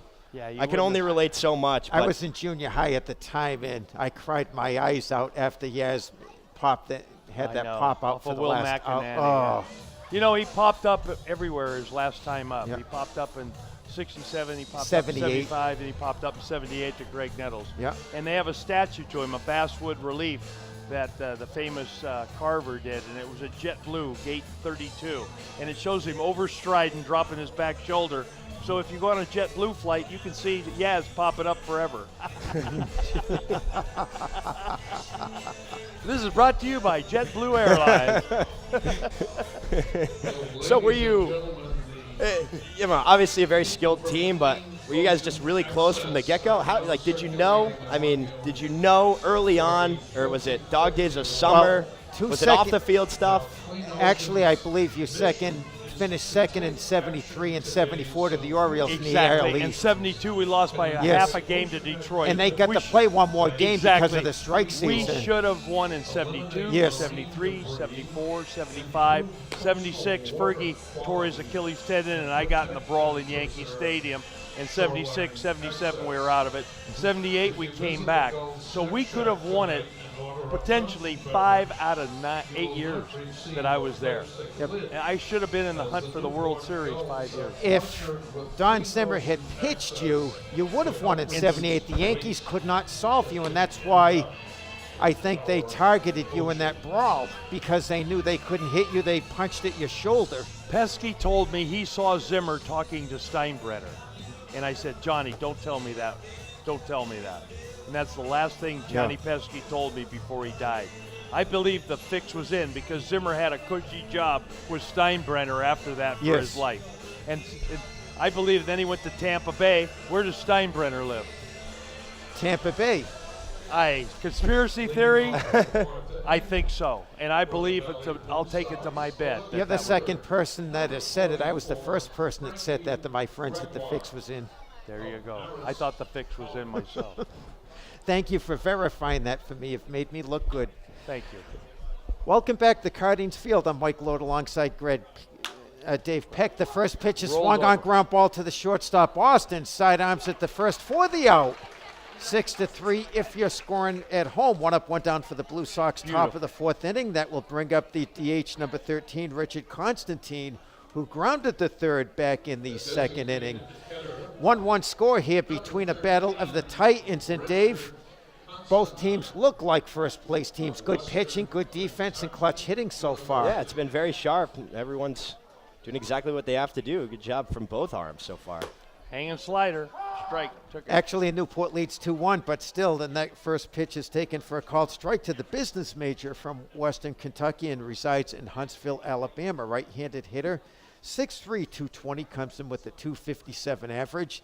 Outfield playing deep, the middle infield on the edge of the outfield grass.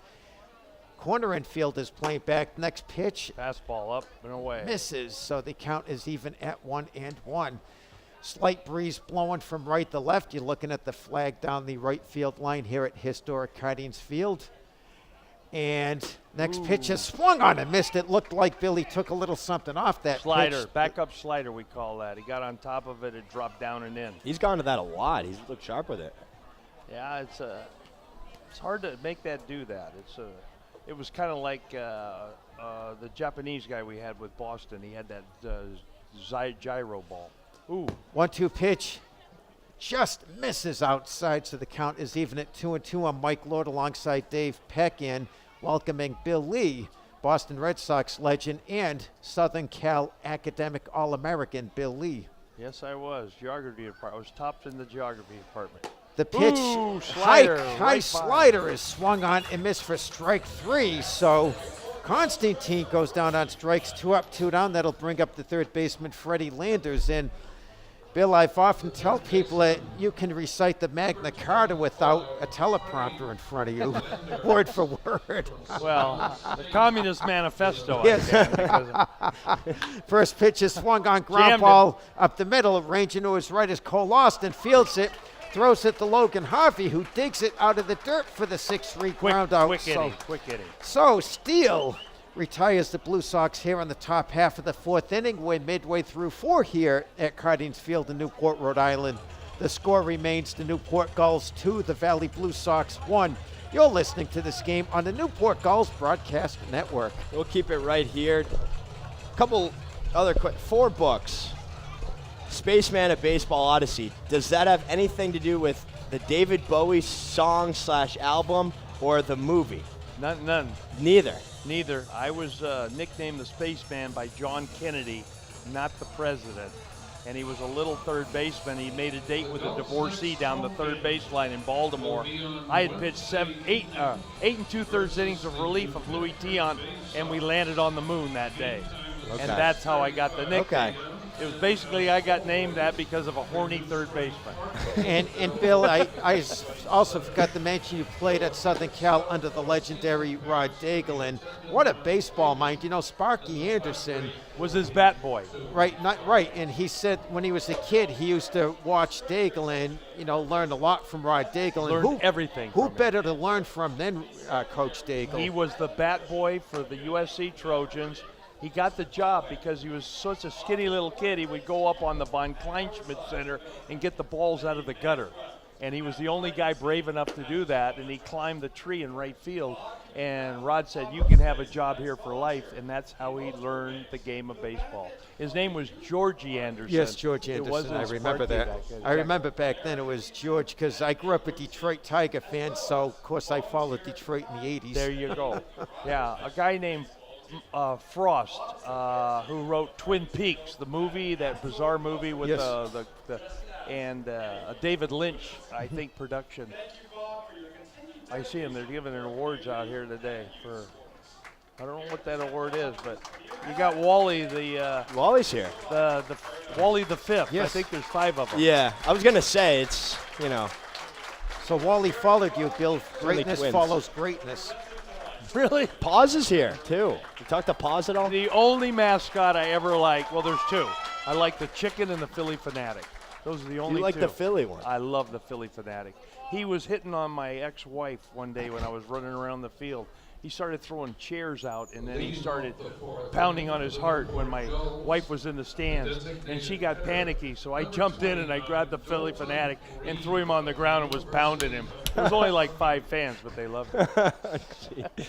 There's some beef between the Philly Fanatic and Wally in the history. I believe so. Oh, is there? I don't think they like each other very much. Well, that's why they have races. That's why they have horse races.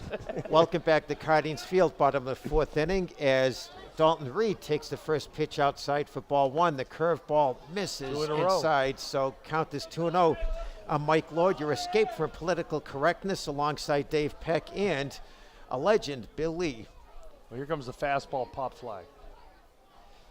And Ooh, the pitch another is changeup. swung on and missed. Wow, So the fooled count me is 2 too. balls and 1 strike. 2 runs on 5 hits, no errors for the Gulls. 1 run on 2 hits for the Blue Sox.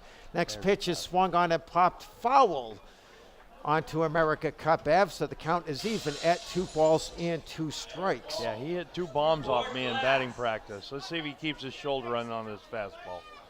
Here we go. Big pitch here. And the windup, the 2-2 pitch. Curveball Slider. is swung on. A bouncer right back up the middle. And Dombrowski fields it. The lob to first gets past Kapuscinski. Talk about the light in the sun. I mean, that was right there. You had no idea. No clue. You got to communicate that before the inning on a ball back to you. You got to roll it to him. With the sun was right directly in his eyes. Big break for the Gulls, so that'll probably go as an E3. And it is. Now, you watch these guys now, Bill, and I heard you talking on the field before. How different are these crop of players, this generation of players, compared to when you played? As far as what they're doing in the summer, what they're doing in training, in college, this and that, in order to get to the same place. I told them they're all just as good as J.D. Martinez. They're all as good at athletes, and all they have to do is tap their potential by slowing time down and being quiet and learning from that. And when you slow everything down, the game is easy. And I think they learned, And I would have given the air to the pitcher because he's the one who threw the ball. I would have made sure I didn't throw it in the sun, But then again, they share the responsibility.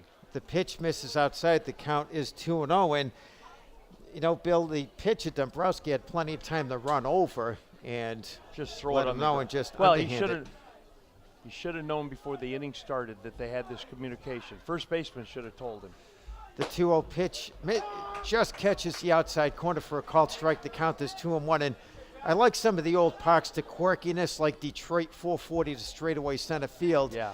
At the start of game time, it'd be 7:30 at home plate and 6:30 at the center field fence, the 1 hour time difference. It was a big one, yeah. Stanley used to play shallow. He was a great center fielder for them. The 2-1 pitch is swung on and missed for strike 2. The count is even at 2-2. And 440 was a shortened fence. The original was 467 at Tiger Stadium. Yeah, Tiger Stadium had the overhang, Yes. had really short left and right. Reggie Jackson hit the longest home run in the history of the All-Star game. Off the light tower. Off of Doc Ellis. That was one of the hardest hit balls I ever saw in my life. The 2-2 pitch is swung on and chopped foul off the foot of Hogeson. The count remains at 2-2 strikes. Yeah, now his puppies are sore. He fouled that breaking ball off his toe. Gonna reach down. Oh, it's off his shin, right just below his ankle. Looks like he has a guard there. Yeah, it found that little opening between the guard. Guys that I see wear guards, that tells me they roll over on the fastball. So I just throw them down and in and let them wear both their feet out. So it's a tell. It's a tell. It's exactly it. Now I throw him the high fastball, four-seamer up, strike him out. Hogeson out of Arizona State takes the fastball up and in. I mean, you hear it hit the glove, I take a look Count at is you, it's full crazy. 3-2. I mean, what kind of wizardry are you pulling over here? No, it's not wizardry. It's experience. The crystal ball is working. 2 double plays already. Ball's caught in the sun. Exactly. Runner on second. Nobody out for the Gulls. They lead 2-1. Dombrowski sets the payoff pitch. Breaking Swung ball. on and missed. Strike 3 off-speed breaking pitch. Gets Hogeson. So Gets me too. one out and runner on its second base. All right, son. I can't hit that pitch either. That last pitch that he had to lean back, a little chin music. And Bill, I've always said that chin music leaves a sour note to the hitter. Well, it does, but then you throw the chin music, even a miss sets up the breaking ball away. It does. Which he just did. All you have to do is put that shadow of doubt that ball's there, and you can't hit the slider away, unless you're Willie Mays. Really? Drysdale used to knock Mays down all the time, and then the next pitch he'd hit a slider in the right center field gap. Cody Hose takes the first pitch for a called strike, and Hank Aaron also had a pretty good career against Drysdale, too. I believe he hit 11 home runs off him. Yeah. But Drysdale didn't knock Aaron down because Aaron would have come out and pounded him into a little puddle. Next pitch is swung on line foul out of play down the first base line. The count is no balls and 2 strikes. On top of the snack stand there. Yeah, that got somebody. We got to pipe her down. Line shot. Yeah, because they wouldn't have seen the ball. The sun's right in their face. Yeah. So even the home plate umpire's looking over. Yeah. Passo's there. Oh, it's a young lady. Oh, wow. That's something you don't like to see. Well, she didn't see it. The first pitch is lifted to shallow center field, but under it is Frankie Gregoire, and he makes the catch for out number 2 on the broken bat, shallow fly ball to left field. So 2 outs. Well, he can come to me, I make bats. I can sell them right $80 today. What's the company called? What's it It's called? Axis Bat. Axis Bat in Fall River, right down the street. We made Cabrera's bat, Vladimir Guerrero's bat, Tejada's bat. We made most of the Dominicans' bat. We were called Nacona before. And then Nacona went back to Texas, and now we started up. We You know, Dakota of New England went bankrupt, but we weren't part of them. We made their bats, but we were called Goodwood Inc. Zach Britton, who had an RBI double back in the second inning, takes the first pitch outside for ball one. The count is 1-0 to Britton out of Louisville. And Louisville's famous for baseball bats, as the off-speed looked slider. like a slider, swung on and missed low and inside. The count is even at 1-1. The lights come on here at Cardines Field. Still a lot of sun in the outfield. Half of the infield is covered in shadow, as is the third base bag. The windup and the slider misses outside, tails away from the left-handed hitting Britton. The count is 2-1. How much are you following, like, the Red Sox nowadays? You know, you're still playing in men's leagues. You're still active in the game. I am, and I do radio for a radio show, WROR, Lauren and Wally show on Monday. It's the most listened to segment of all Monday morning radio. And then I do Montreal. I do 5 days a week in Montreal on the TSN Sport Network up there. I've been doing that for 20 years. So I'm interested. They're big, Montreal's big Red Sox fans. They were hoping Tampa Bay would go up there, be in the American League East.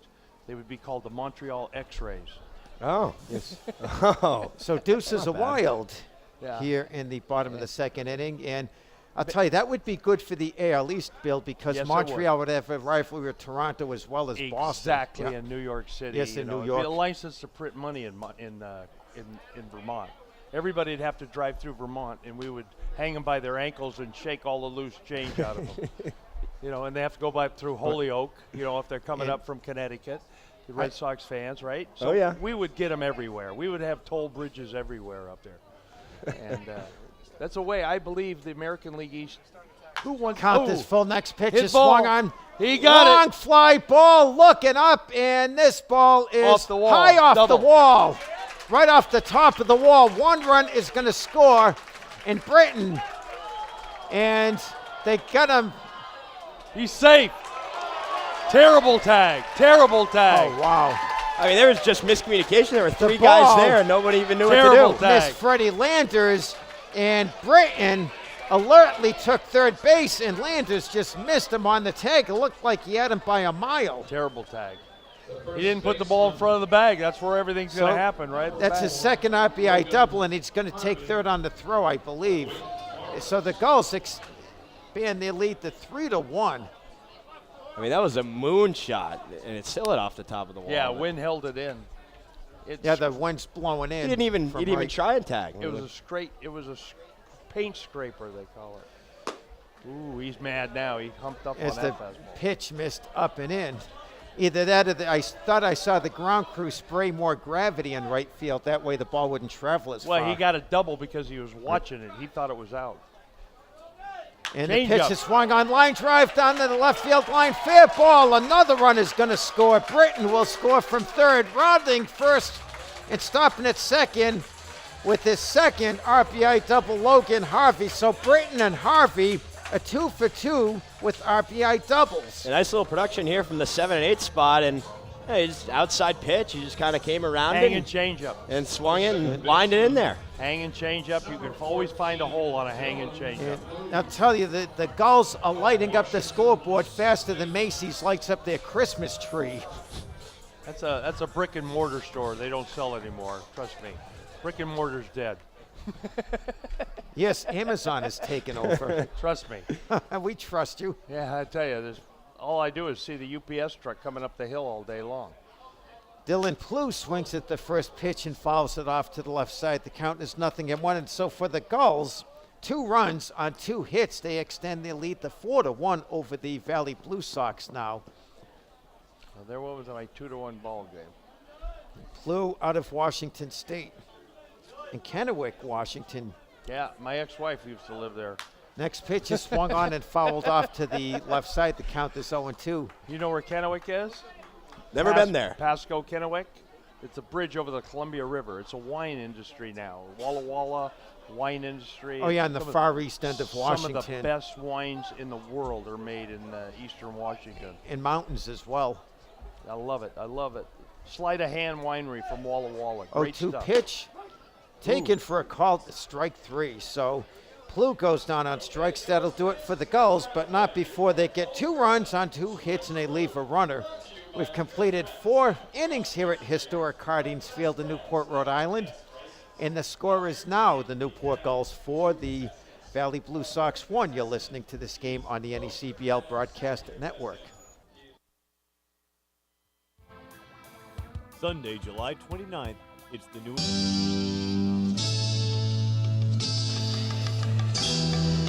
Welcome back to Cardines Field in Newport, Rhode Island. I'm Mike Lord alongside Dave Peck, and those were the Yardbirds with their 1960s hit For Your Love, bringing us. I thought you might like that one. Yes, I do. I'll tell you, what a fun couple innings that was with Billy. No shortage of comedy there. No. And there were so many things that were being passed over my head. You know, so much history that. Kind of my dry wit and his outgoing humor. Well, I'm glad you were here. I saw the schedule. I said we're playing Valley. Billy's going to be here. I need Mike Lord in the booth. I'll tell you, our humor mixed like Hershey syrup and milk. Leading off the top of the 4th inning, Kyle Schmidt swings at the first pitch, hits a 2-hopper to Cole Austin, who ranged a step to his left and fired over to Logan Harvey for out number 1, 6-3 if you're scoring at home. So that is 7 consecutive Blue Sox retired by Dave Steele. And Dave, the first baseman, still looking at the sun as Logan Harvey seemed like he struggled a little to find a throw by Cole Austin. Yeah, and it's interesting because it's not the first time they've played with, the sun and a clear sky, and haven't seen necessarily that much trouble from the first baseman. The first pitch to Whiteman misses low on the way for ball 1. The count is 1-0. Chemical engineer Major out of Yale swings at the fastball and pops it to shallow right. Under it is Magnum, ranging to his left, and makes the catch in fair territory near the building for out number 2. So for the second inning in a row, some quick outs here for Dave Steele. And I'll tell you, if this is a fast-moving game, Dave, the concession stand's going to have to file Chapter 11. They're going to lose money. Yeah, I mean, they got to start sending out some ads. I don't know what they can do. Maybe delay the game somehow because there are a lot of hot dogs still over there. Yeah, Steele's doing a good job. Jay Coro takes the first pitch inside for a called strike out of Johnston, Rhode Island, southern New Hampshire. Business major. He had the walk-off hit against the Keene Swamp Bats. Next pitch swung on, grounded to the right side, ranging to his left is Plough. Fields it and sidearms it over to Logan Harvey for the out. So once again, Dave Steele sets the Blue Sox down in order midway through 5 innings here at historic Cardines Field. And the score remains the Newport Gulls 4, the Valley Blue Sox 1. You're listening to this game on the Newport Gulls Broadcast Network. And welcome back to Cardines Field in Newport, Rhode Island. I'm Mike Lord alongside Dave Peck. The Rolling Stones singing Give Me Shelter, and there's plenty of shelter over us, the overhang here at Cardines Field. As the Gulls come to bat in the bottom of the 5th inning, leading 4-1, they'll send the top of the order up. Leading off will be Tim Tower. He is 2 for 2. 3 Gulls, a 2 for 2 Tower, 2 singles. Britton and Harvey both have 2 RBI doubles. First pitch misses outside for ball 1. And this would be a nice win for the Gulls, Dave, because the next 4 games are against Southern Division opponents, which could determine where the Gulls are going to finish in the Southern Division, as the 1-0 pitch is swung on, line down the left field line for a base hit. Rounding first, headed for second is Tim Tower. He is 3 for 3, leadoff double.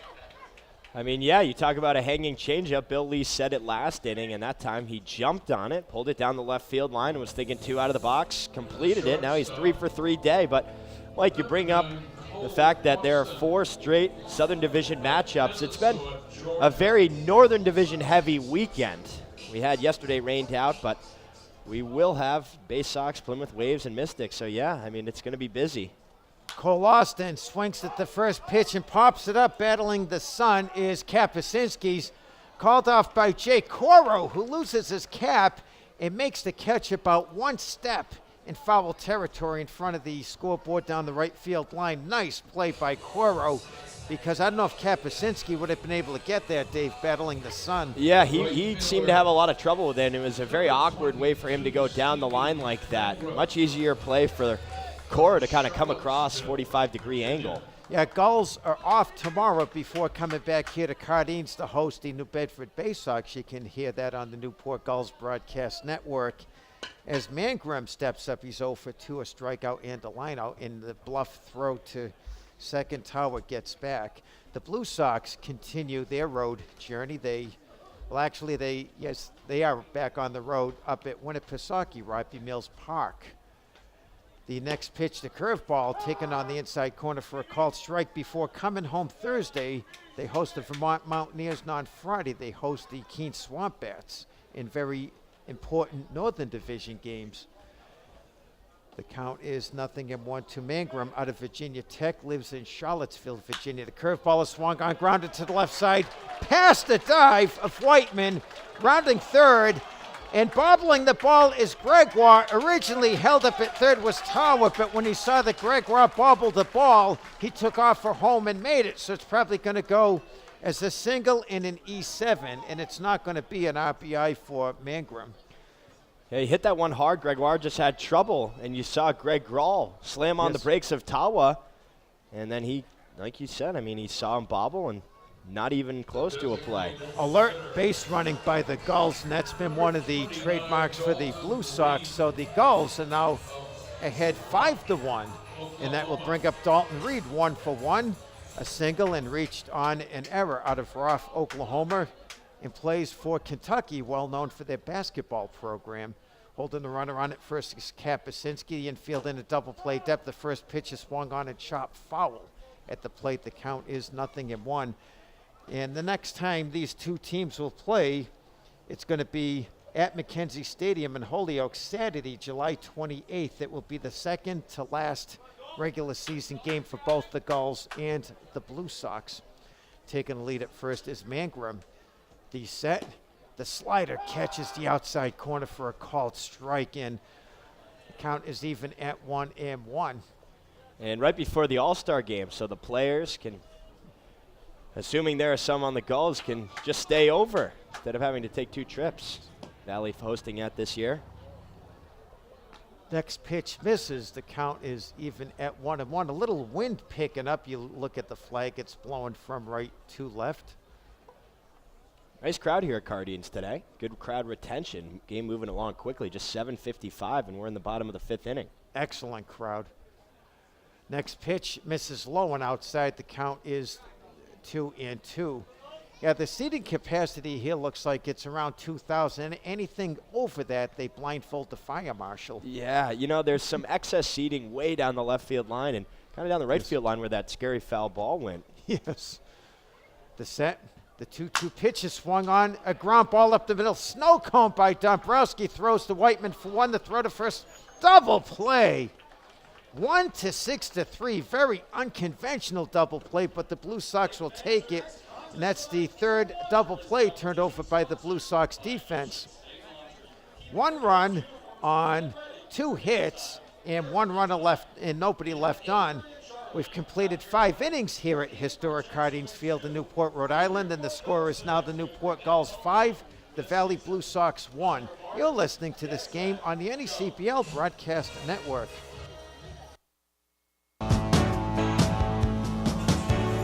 And welcome back to historic Cardines Field in Newport, Rhode Island. I'm Mike Lord alongside Dave Peck as the Blue Sox come to bat in the top of the 6th inning, trailing 5-1. They'll send up the top of the order. And Dave, from a momentum standpoint, with the top of the order coming up in the 6th inning, trailing 5-1, it's a must that the Blue Sox get some runs this inning, just so the pendulum of momentum will swing slightly back in their favor. And you always talk about how important the pendulum of momentum is. And yeah, you know, no better time than right now to try and figure out Steele. He's retired, like you said, now 8 batters in a row.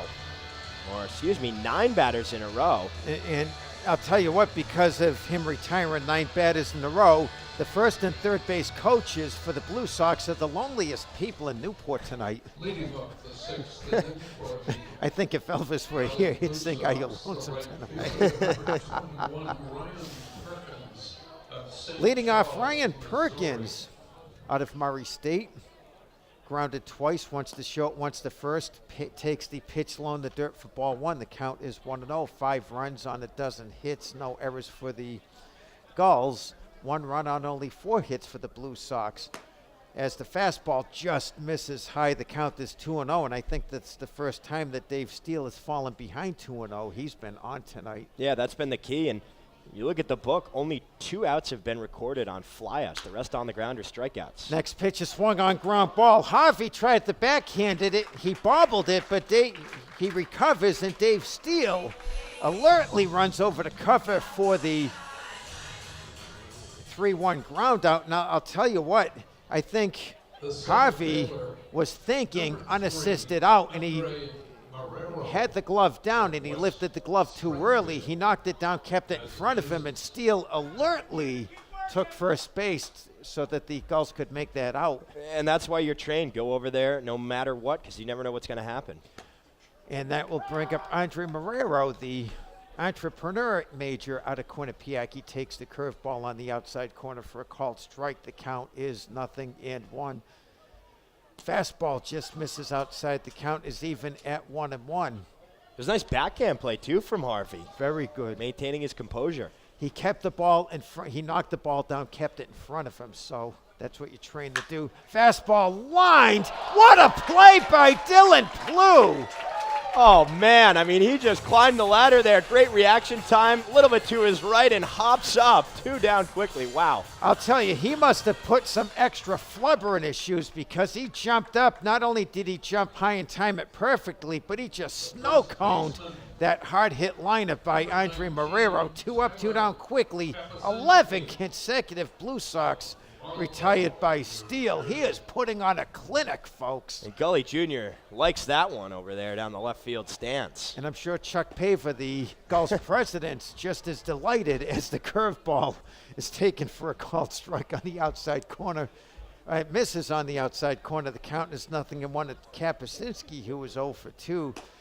Pitch misses upstairs. The count is 2-0. And I thought one of the keys was when the Blue Sox had a chance to score more runs, that Steele was able to get Kapuscinski to ground out. And that preserved what was at the time a 2-1 lead. The curveball just misses outside. The count is now 3 balls and no strikes to Kapuscinski out of Marist. And Marlboro, New Jersey, comes in with the team-leading .380 average. The 3-0 pitch tails away outside for ball 4, so Kapuscinski walks on 4 pitches. That's the first, only the third walk, issued by Steele. The first walk issued on 4 pitches.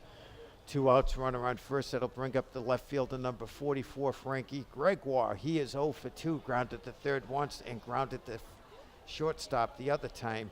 First base runner for the Blue Sox since the 3rd inning. And you're right, when he was in trouble, he walked Whiteman, then Coro doubled.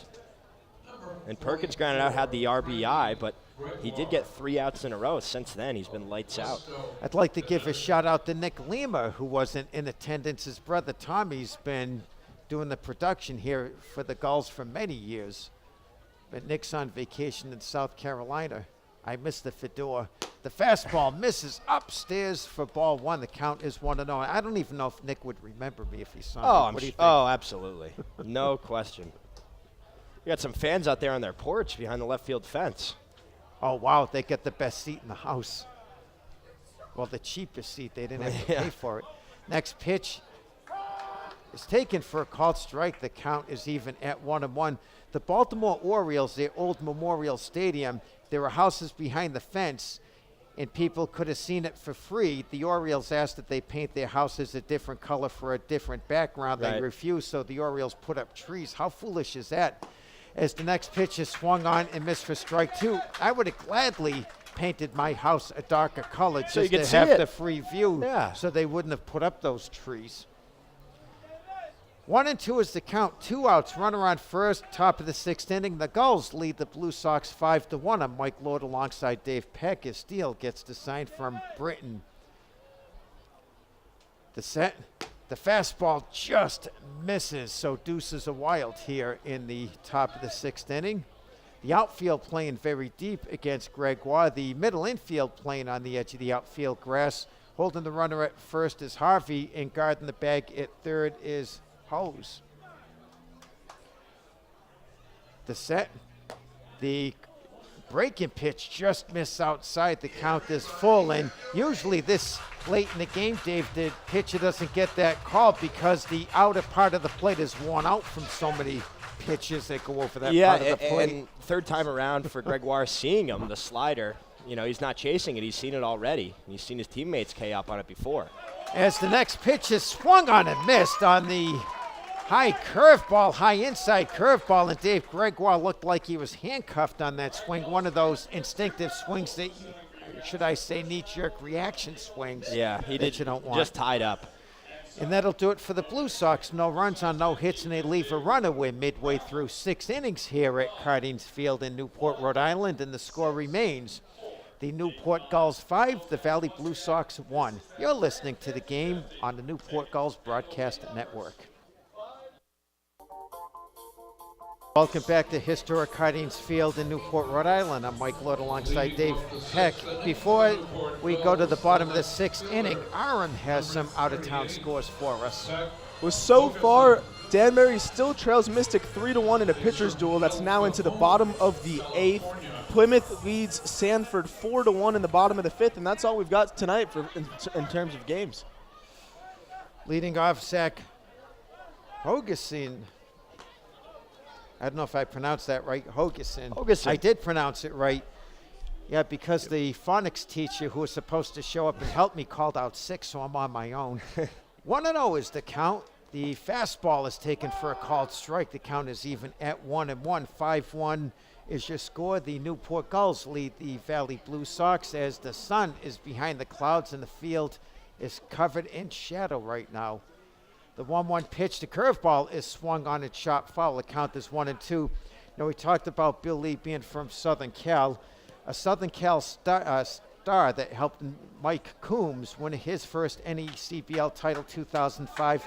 Kyle Hankard had the best offensive season ever in the NECBL as Dombrowski fires the 1-2 pitch, just misses outside. The count is even at 2-2. Dave, he led the NECBL in home runs, RBIs. He was second in batting, just 3 points short of an NECBL triple crown, and it would have been the first ever. The 2-2 pitch is swung on and lifted to left field. Going back is Gregoire, and leaping up, and he can't reach it. The ball bounces off the base of the fence, and stopping at second base with the leadoff double is Zach Hogeson. So, Dave, that is the 6th double for the Newport Gulls so far tonight. And that is Hogeson's 7th of the season. He now has sole possession of the most doubles in the NECBL. Just got past his teammate Dylan Plew, and the only 2 other games around the league, we don't know exactly who's done what, but as it stands now from our knowledge, he is in sole ownership of that statistic. And Cody Hose up, the third baseman, takes the pitch outside for strike 1. He flew out the left twice, 0 for 2, out of Tulane University in Griffith, Indiana. And the pitch is swung on line to right field, and that's going to be in there for an RBI double. Rounding first, headed for second, the throw, and just sliding safe under the tag is Cody Hose. Good play by Andre Marrero to get that ball off the wall. He fired to Simon Whiteman, and just getting ahead of the tag is Cody Hose. An RBI double. That's the 5th RBI double and the 7th double overall for the Newport Gulls, and that's going to be at least 13 or so hits for the Newport Gulls, and when I go home, Dave, I'm going to hear the sound of the ball hitting the bat all night with the way the Gulls are hitting that ball. Yeah, that was the 10th hit of the ball game. And, one thing about the Gulls, they do very well. Extra base hits so far on the season. 21 home runs, first in the NECBL. They came into this game with 40 doubles, first in the NECBL. 513 slugging percentage also on top. And the pitch misses low and inside the Zach Britton. 40 doubles. That is just truly amazing. That's great base running. Aggressive out of the box. That's how you get that many. We've seen a lot of hustle doubles, especially at Cardines. The 1-0 pitch is swung on and driven down the right field line out of play, but that had home run distance. The count is even at 1-1. And, of course, Dave, with the Gulls' 21 home runs dialing long distance, I wouldn't want to pay that phone bill. No, that's going to bankrupt you really quickly. Oh, yes. Britton out of Louisville in Batesville, Indiana, 2 for 2, 2 RBI doubles. And at second, Cody Hose. The next pitch misses low. The count is 2 balls and 1 strike. Logan Harvey, who is 2 for 2 with 2 RBI doubles. Left-handed hitter. 6'1", 195 pounds, comes in with a .421 average, so the 2 for 2 outing will raise that average a little bit. Steps out momentarily, now steps back in. Outfield playing fairly deep except for Gregoire. He's playing shallow against the left-handed hitting Britton. The 2-1 pitch is swung on, grounded down the first base line. Fielded by Kapuscinski, makes the only play he has. The unassisted tag at first, moving up 90 feet to third base is Cody Hose. So 1 out, and the Gulls are a sacrifice fly away from plating their 7th run of the game. They already lead 6-1. That'll bring up Logan Harvey, 2 for 2 out of Wake Forest. Right-handed hitter. Here's a good question, Dave. Who's the most famous Wake Forest sports alumnus? Tim Duncan or Arnold Palmer? The first pitch is swung on and grounded foul, and I'll tell you, as good of a NBA career as Tim Duncan had with the Spurs' 15 All-Star games, Arnold Palmer is the most, well-publicized, and rightfully so, one of the greatest golfers in history. And, I don't wear his jacket for no reason. The pitch is line to left field for a base hit over the head of Whiteman. Easily scoring from third base is going to be Cody Hose. So that's the 3rd RBI hit for Harvey. This time it's only a single. He had 2 RBI doubles, so 3 hits, 3 RBIs for Harvey, and the score is now 7-1. The Gulls, and of course, Arnold Palmer was the spokesman for Pennzoil for many years, and he kept it humble. He lived in the same Latrobe, Pennsylvania home that he had back in his early days. Wow. I mean, this is a game we've seen Newport score large sums of runs in 1 inning, but right now they're just peppering the scoreboard, consistent inning after inning, frame after frame. And the first pitch is taken high for ball 1. And with all the doubles, when this game's over, Chuck Paver's going to have to order some more bases, because these are going to be worn out from being stepped on so many times. And next pitch is swung on, driven to deep center field. Marrero under it. He's got room and makes the catch for out number 2. Retreating the first base is going to be Logan Harvey. So Plough gives it a good ride, which would have been a home run in half of the NECBL ballparks. But in the cavernous center field here at Cardines Field, it's a routine fly ball out.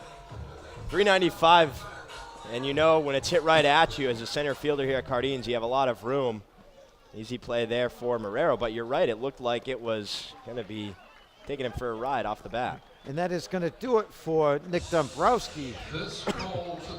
So we're going to have a call to the bullpen. And are we going to take a commercial break? When we come back here on the Newport Gulls Broadcast Network, we'll tell you about the new Blue Sox pitcher. Welcome back to historic Cardines Field in Newport, Rhode Island. I'm Mike Lord alongside Dave Peck. Benny Wanger, the new pitcher for the Blue Sox, a right-handed pitcher out of Yale University in Newton, Massachusetts. And looking at Wanger's numbers,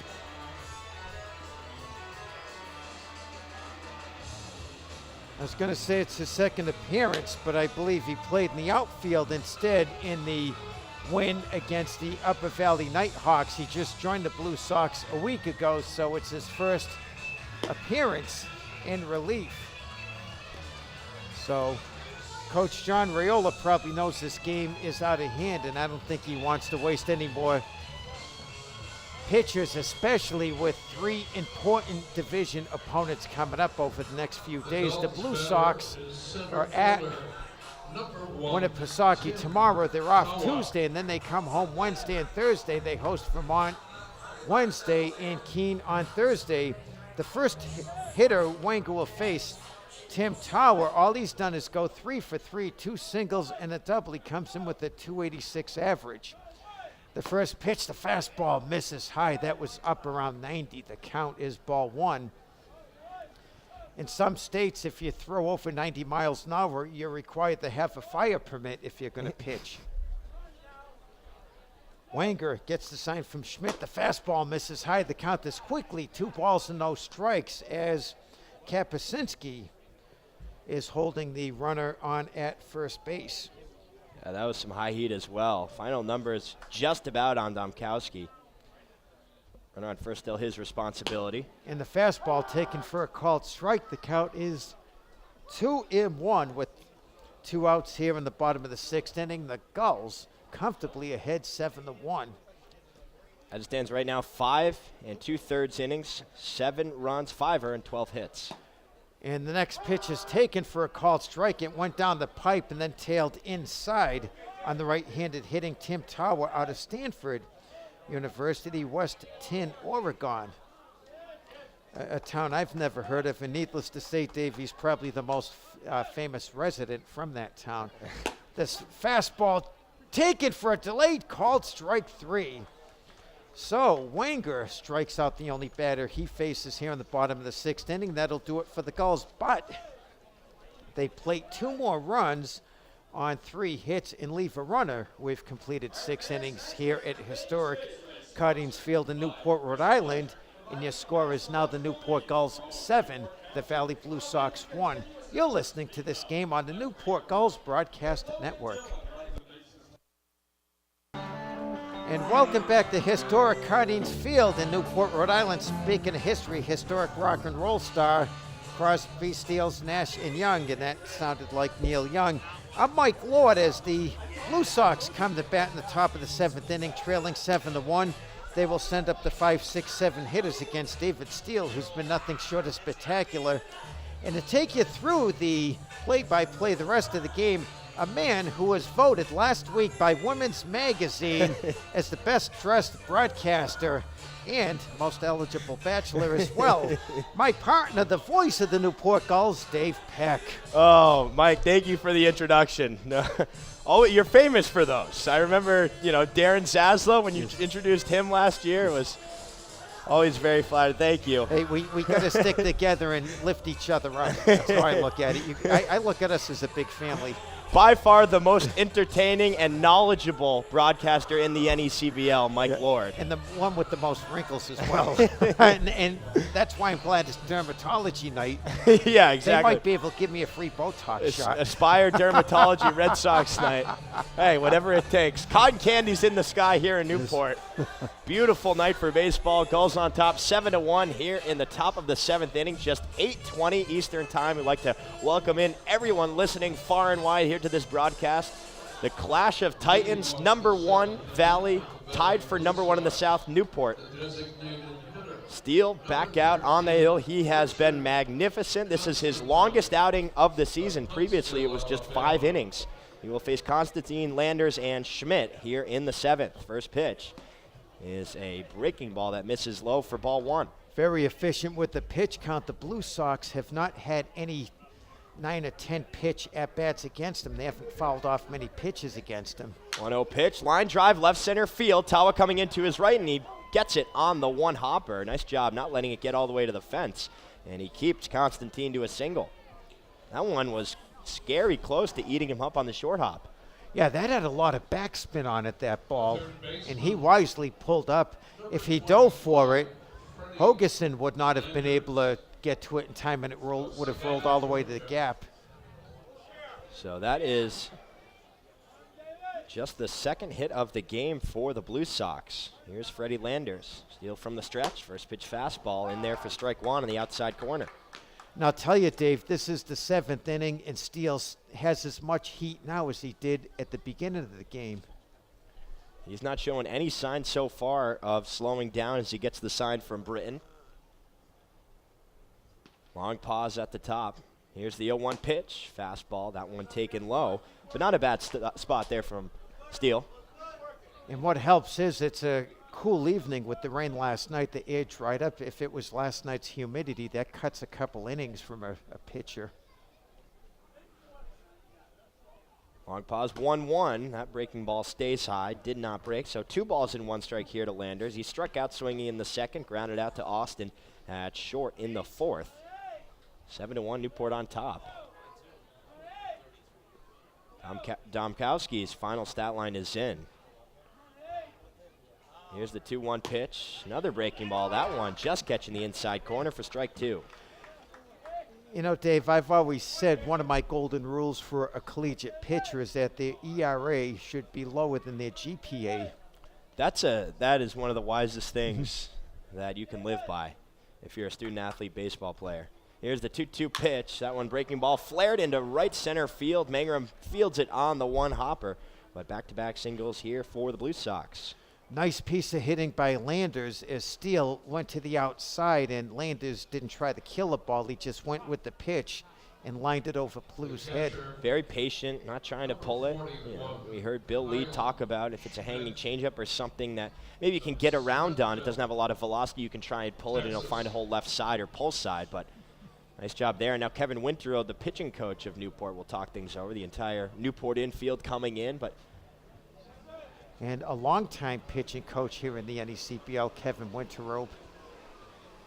He's coached for North Adams. He's coached Yes. for the Swamp Bats. He's been around the NECBL for a long time. He coached under Mike Coombs before this stint. Now with Coombs back, they've reunited the crew, added Greg Grawl. A lot of experience at the major league level coaching.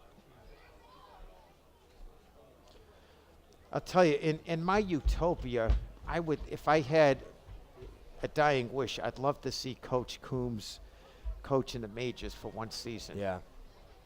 Certainly has the experience and the track record to show it. Here's Kyle Schmidt. Runners on first and second, nobody out. Steele still in the game.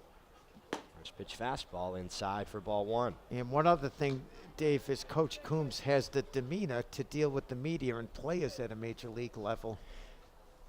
Bill was talking about, tell all the media guys a different thing. Keep them guessing. Don't let them get too comfortable. Makes our job tough, but makes it easier on a player. Here's the 1-0 pitch. Another fastball. That one taken for strike 1 right down the middle. We have Augie Milbauer warming up in the bullpen here for the Gulls. Milbauer out of Texas Christian University. He has looked sharp lately in this season. Steele gets the sign, sets the glove at the belt. Finally comes to the set. 1-1 offering, popped up right side, down the right field line. Harvey giving chase in foul territory, and it bounces foul. He's had some trouble over there in foul territory. A lot of tough plays. We saw Coro make a nice one for the Blue Sox around that area, but yeah, Coro was able to back up the play, whereas Harvey tried it on his own. He was turned inside out, and in all fairness to him, he was looking at the clear sky. I mean, granted, there's no sun, but there are patches of clouds, and then you look out there, there's sky that he could have lost the ball on. Clouds getting a little bit darker here in Newport. Steele takes a look at Constantine, now goes to the plate. The 1-2 pitch is waved and missed for strike 3. Nice job on the slider there from Steele to pick up his 5th strikeout of the evening, 1 down here in the 7th. Yeah, as dominant as he's been, it's only 5 strikeouts. I'll tell you, his fielding has done the rest. And one thing that swung the pendulum of momentum toward the Newport Gulls dugout, that nice play by Cole Austin back in the 1st inning. Right off the bat, they were showing off the leather. Here's Simon Whiteman. Walked and flew out to Mangrum. First pitch slider in there for strike 1. And still just 2 of all the batters that have been put out here for Steele have been flyouts. The rest has been the infield doing a really good job. There was one line out as well, so 3 if you count that. 1 down in this inning. Here's the 0-1 pitch. That's a fastball that misses low and outside. Yeah, both teams have been brilliant defensively so far. A couple of wacky plays with the sky. First baseman Kapusinski had trouble, but overall very, very, very good. To be expected for these two teams. And I'll tell you, hats off to the Newport Gulls staff for, the way they've combed the infield dirt. I mean, the ball has not taken any bad hops tonight. It's been good. It's been good so far for both teams. Here's the 1-1 pitch. Ground ball up the middle. That'll get into center field. Constantine is stopped at third as Tawa gets the throw in quickly. It bounces all the way to home, but it will be the 3rd single of the inning. Now there are bases loaded here for the Blue Sox. Very wise for Coach Riolo to hold Constantine up at third, because did you see Tawa's throw? It got to the catcher Britton on 1 hop, and Constantine would have been nailed at home plate. And now Coombs is coming out. That looks like it will be the evening for Steele. Milbauer was warming in the pen. We should expect him as the entire infield comes in. Coombs has a quick conversation. And Milbauer is already making the trot from left field. So we will take a quick break, get you the final stat line as it rolls in. Milbauer statistics and more, and we come back right here on the NECBL Broadcast Network. Will be hosted by our very own So pitching change here for the Gulls.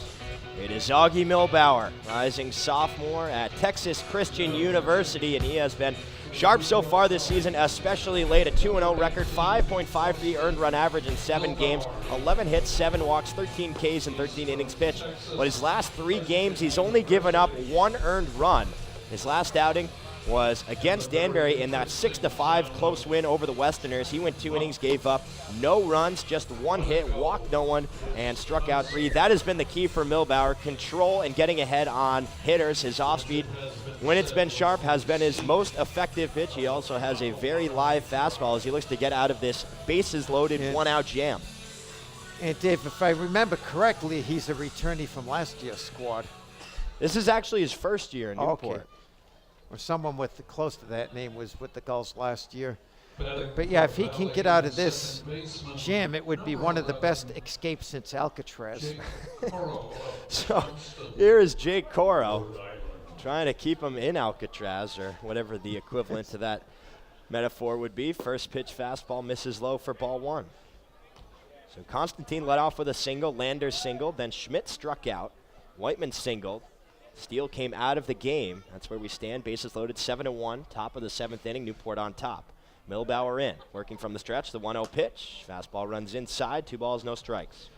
No, that's funny, Dave. Nobody ever knew if they actually made it alive to shore because of the currents there out in San Francisco. Are there any sharks over there too? I believe so. Maybe they dump them in just to make sure no one's escaping all the way to the mainland. Here's the 2-0 pitch. That slider just misses low, so 3 straight balls here from Milbauer. Just like it's rare for me to escape here with a win. 1-1 head-to-head. Both home teams won last year. Yes. Opportunity, bases loaded. 3-0 pitch coming from Milbauer. And it's a fastball taken for strike 1.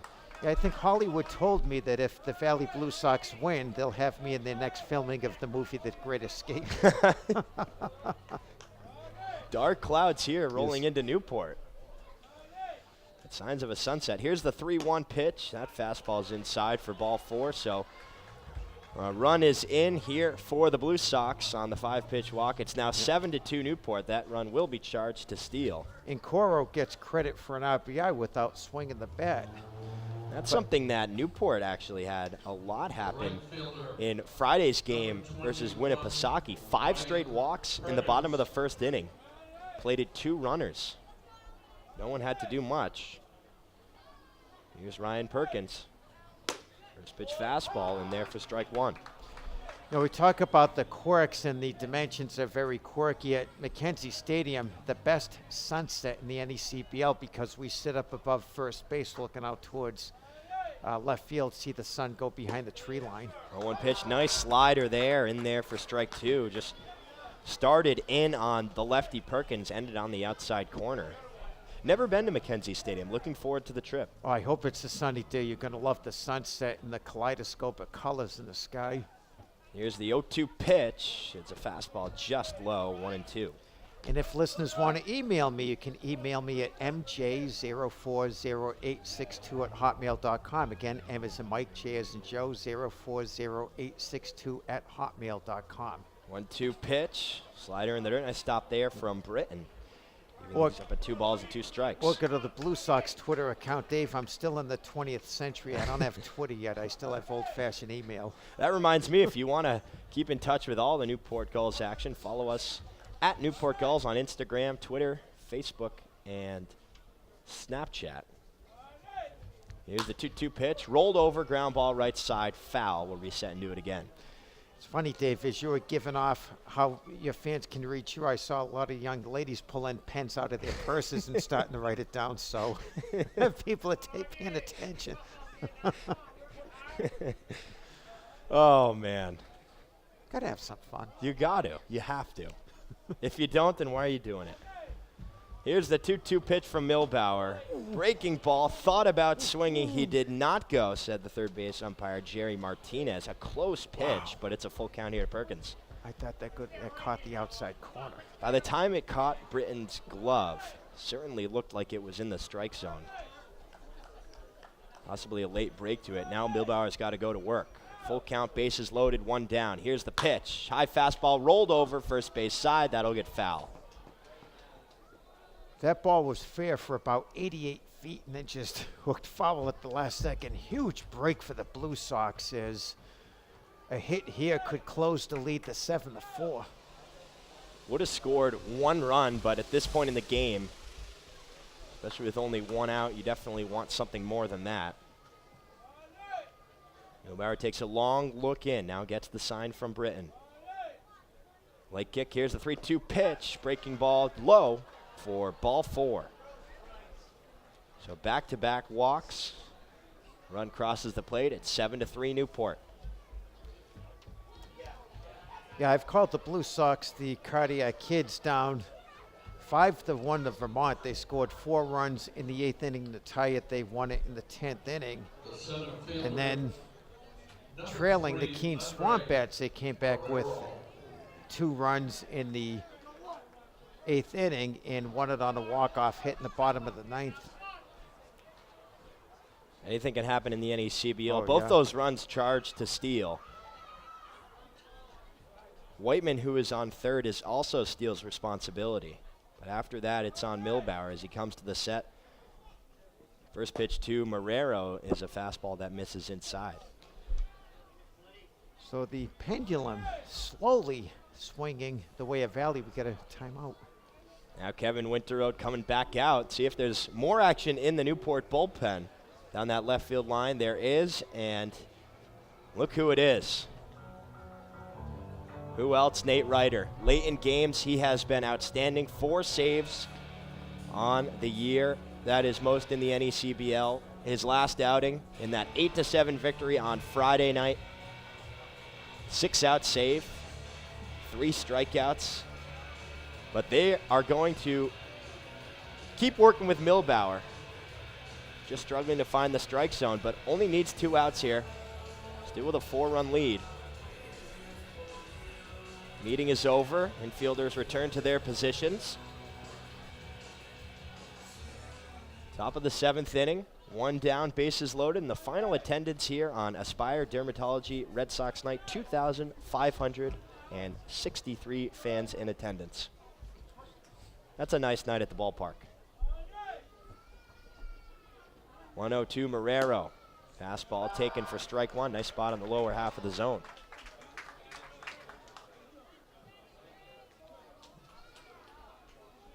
Whiteman on third, Coro on second, Perkins on first. 1-1 1-1 pitch, fouled straight to the backstop, 1-2. Chased on high heat, just couldn't catch up to it. Yeah, right. It jammed him inside with the high heater. Milbauer now ahead here, 1 ball and 2 strikes, trying to scratch and claw his way out of this inning.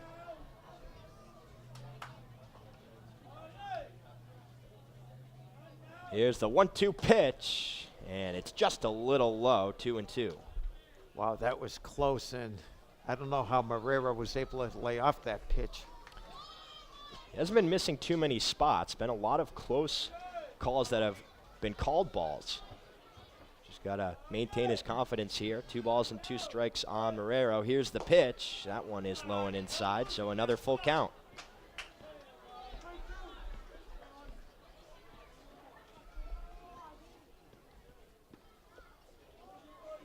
Milbauer, 18 pitches, 7 strikes, 11 balls. Newport ahead 7-3. The 3-2 pitch, that one rolled over, slow ground ball, third base. Hosey coming in on the run. The throw is in time to first, but that will plate Waitman from third. It is now 7-4 Newport, but there are 2 down. Even though Marrero didn't get a hit, it was a productive out, and it makes it a 3-run game. And just like that, Dave, the tying run coming up to the plate for the Blue Sox. Valley not going down. You saw them in their last game. They were able to put up some runs in a hurry, as they had a couple of runs in the 3rd inning, I believe, 5th inning, and 6 runs in the 6th inning. That's where they scored all 9. Kapusinski swings over that first pitch slider for strike 1. Boy, he was going for the tie on that one.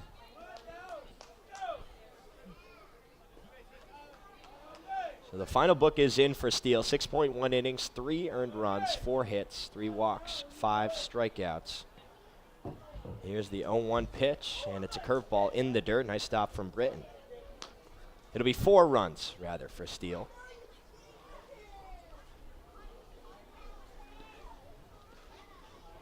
But up until this point, up until the 3 singles, everything was working for him. Just maybe got a little tired. It was his longest outing of the summer. 1-1 pitch. Fastball taken on the inside corner for strike 2.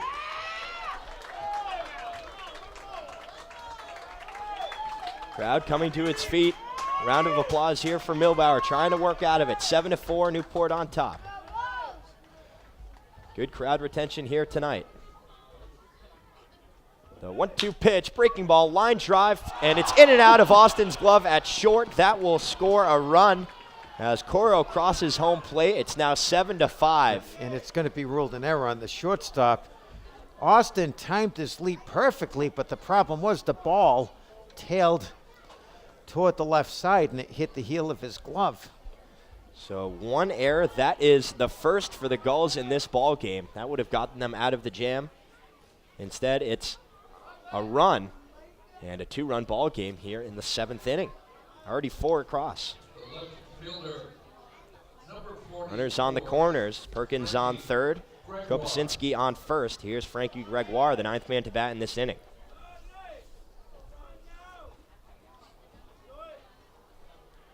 That's from the right side, 0 for 3 on the day. First pitch from Milbauer is a fastball that misses high, ball 1.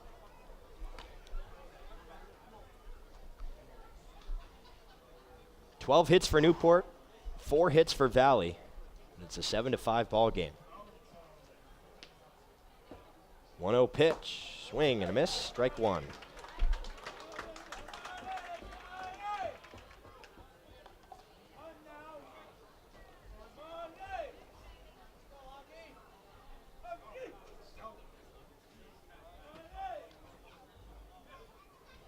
Milbauer with the long look. Now gets the sign, sets the glove at the chest. Here's the 1-1 offering. And it's a fastball. That one misses low, 2-1. He's been around the zone. Not like it's been too wild, just hasn't quite gotten the calls. Already 4 runs scored in this inning. Bryn sets up the side. The 2-1 pitch, high fastball, waved and missed for strike 2. I think he swung at ball 3 on that one. Couldn't lay off it. It's a couple times we've seen Valley hitters here chase the Milbauer fastball high.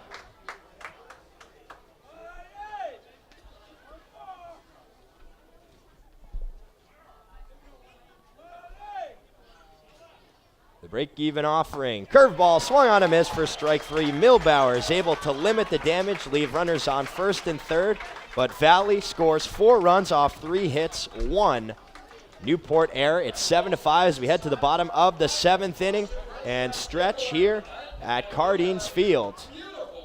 And we will send it to the commercial break just in a short moment. Don't go anywhere.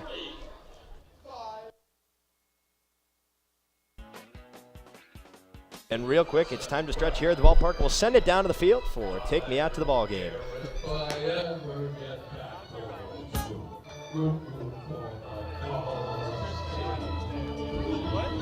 it's a shame. For it's 1, 2, 3 strikes, you're out. The whole ball game. As always, a very nice job on Take Me Out to the Ball Game. By the legendary Don O'Hanley. Oh, yeah. What a great man to talk to. When he says, buy me peanuts and Cracker Jacks, I'm on a diet, so for me it'd be carrot sticks. Don O'Hanley, the voice of Cardines Field. The Newport Gulls been doing it as long as anyone. Newport trying to get some runs back. They lead at 7-5. First pitch to Austin is fouled up down the right field line into West Marlboro Street for strike 1.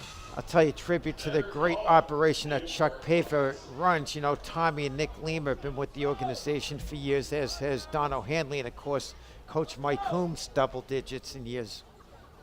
0-1 pitch. This one flared down the right field line, sinking quickly. It will get down in fair territory, but a nice job getting the ball in from the right fielder Perkins to limit Austin to a single, but it's a leadoff one at that. Just jammed him, kind of an inside-out swing. Landed right down the right field line. It's actually a little bit outside off the end of the bat. But, you know, credit Austin there. He was thinking, too. He was hustling right out of the box. He took a big turn around first. That's exactly what you like to see, because you never know if the outfielder is going to misplay it at all. That's why it's part of the reason Newport has so many doubles on the year. Here's Stevie Mangrum. He's 1 for 3 with a single. First pitch, fastball. He went around on the check swing. It's now 0-1. Benny Wanger clocking in from 89 to 91 miles per hour. On a radar gun in the ballpark here tonight. 0-1 pitch. Another swing and a miss. That one on a slider.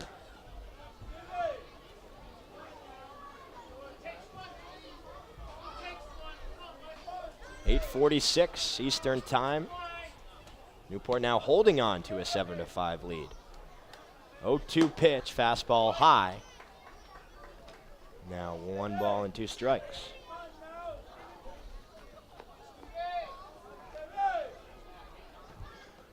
Winger working quickly though from the stretch, gets the sign from Schmidt. High leg kick, here's the 1-2, fastball, blew it by him for strike 3.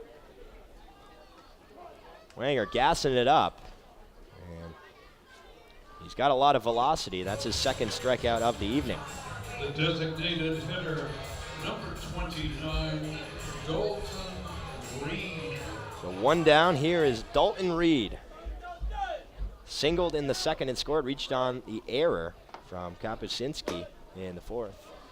First pitch misses outside for ball 1. Also grounded into that 1-6-3 unorthodox double play.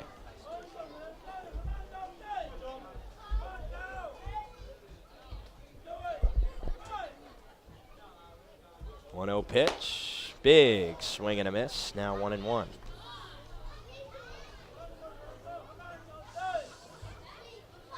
Wanger just throwing straight heat. Challenging Newport.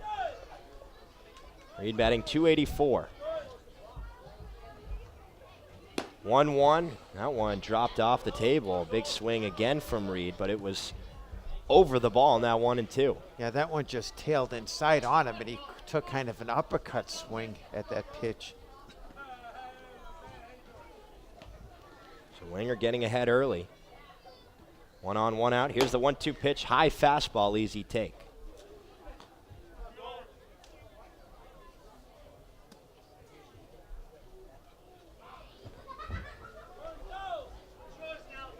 Over 2,500 people in attendance here at Cardines Field tonight. Here's the 2-2 pitch. Swing and a miss for strike 3. Back-to-back Ks. Third of the evening, and there are 2 gone.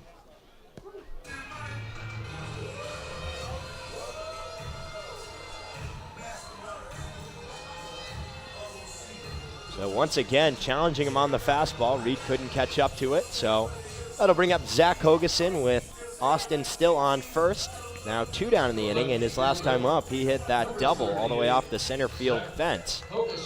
Give him 7 on the season. NECBL Player of the Week last week. First pitch lifted foul into the netting down the third base line, and that dropped right near home plate off the ricochet. He was 12 for 27. He had 6 doubles. He had 12 hits, 3 home runs, and 11 RBI. Out of Arizona State.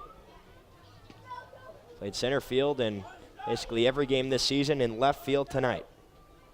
Here's the 0-1 pitch. Austin is off. It's a curveball in the dirt. Gets all the way to the backstop, and it hit Hogeson in the toe. So Newport now has runners on first and second with 2 down. Breaking ball just got away from him. Oh, yeah, it got him right off, like you said, the toe. And if you're the Blue Sox, you really got to hold the Gulls to a scoreless inning here if you want to have a chance to win the game. The last thing you want is for the Gulls to get a 2-out rally and plate 2 more runs. The last thing you want is for the pendulum of momentum. Yeah, I know, Dave. The last thing you want is for the pendulum to swing in Valley's favor. Here's Cody Hosey. 1 for 3 with an RBI double. That came his last time up. First pitch from Wanger is a fastball taken for strike 1 in the outer third. 2 times he's been put away. It's been flyouts to Gregoire out there in left field. 7-5, Newport on top. Here's the 0-1 pitch, popped up right side, and that'll get into the grandstands. Now down 0-2 here on Wanger. It was interesting watching the College World Series this past weekend. It was in the semifinals, Mississippi State and Oregon State, and there was a Newport Gulls t-shirt that was caught on screen late in the bottom of the 9th, so always nice to see the Gulls apparel being repped across the country. Here's the 0-2 pitch, breaking ball off the plate. That gets all the way to the backstop. Austin advances, as does Hogeson, and now still 2 down, runners on second and third with a 1-2 count here to Hosey. That's big because it takes the Gulls out of the force-out situation. And now Wanger's going to have to work. Austin led it off with a single. Mangrum struck out swinging. Reed struck out swinging. And Hogeson was hit by a pitch. And we've seen a couple of his breaking balls trying to go low, skipping all the way to the backstop. Here's the 1-2 pitch. Popped up in right field. Perkins settling under it. Makes the catch to retire the side. So after all that, Wanger is out of the jam. He leaves 2 runners on base, no runs for Newport. We'll head to the 8th inning. 7-5 Gulls on top right here on the NECBL Broadcast Network.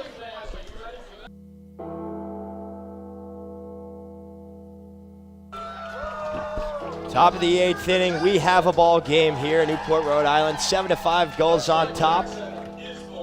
But Valley scoring 4 runs in the top of the 7th, and that forces Coombs to go to his man late in the game, Nate Ryder on the hill. 6'7", 245 out of Bryant, a rising senior there for the Bulldogs, and he has been lights out. 1-0 record, has not given up a run yet in 8 games, 13 strikeouts, just 4 hits. He's walked 3 and leads the NECBL in 4 saves. And I bring in Newport Gulls field reporter Aram Layton. Aram, you got a chance to talk to Nate before the game. You asked him about mindset. You asked him about pressure. What's it going to take, and what is going through his head right here in just a 2-run situation? Well, we specifically talked about how he handles waiting to have his name called. Typically as a closer, you usually expect to come in the 9th inning, but obviously you got to be ready for anything. As the game started to get closer, now he realized he may have to go for that 6-out save, and he's got to stretch himself out here 2 innings, but he's confident in his stuff, as he said earlier, and it's going to be interesting to see how he responds. His last outing was a 6-out save, and that 8-7 win on Friday night against Winnipesaukee. 2 innings, no runs, 1 hit, 1 walk, 3 strikeouts. You look back to that 8th inning, he gave up a leadoff walk, then a single. Muskrats had runners on the corners, nobody out. 3 straight Ks, all swinging the bat. Ryder was able to get out of it, and then in the 9th, he was lights out and finished the job. So we'll see what he can do here as he faces the 5, 6, and 7 part of this Valley lineup. Constantine, Landers, and Schmidt.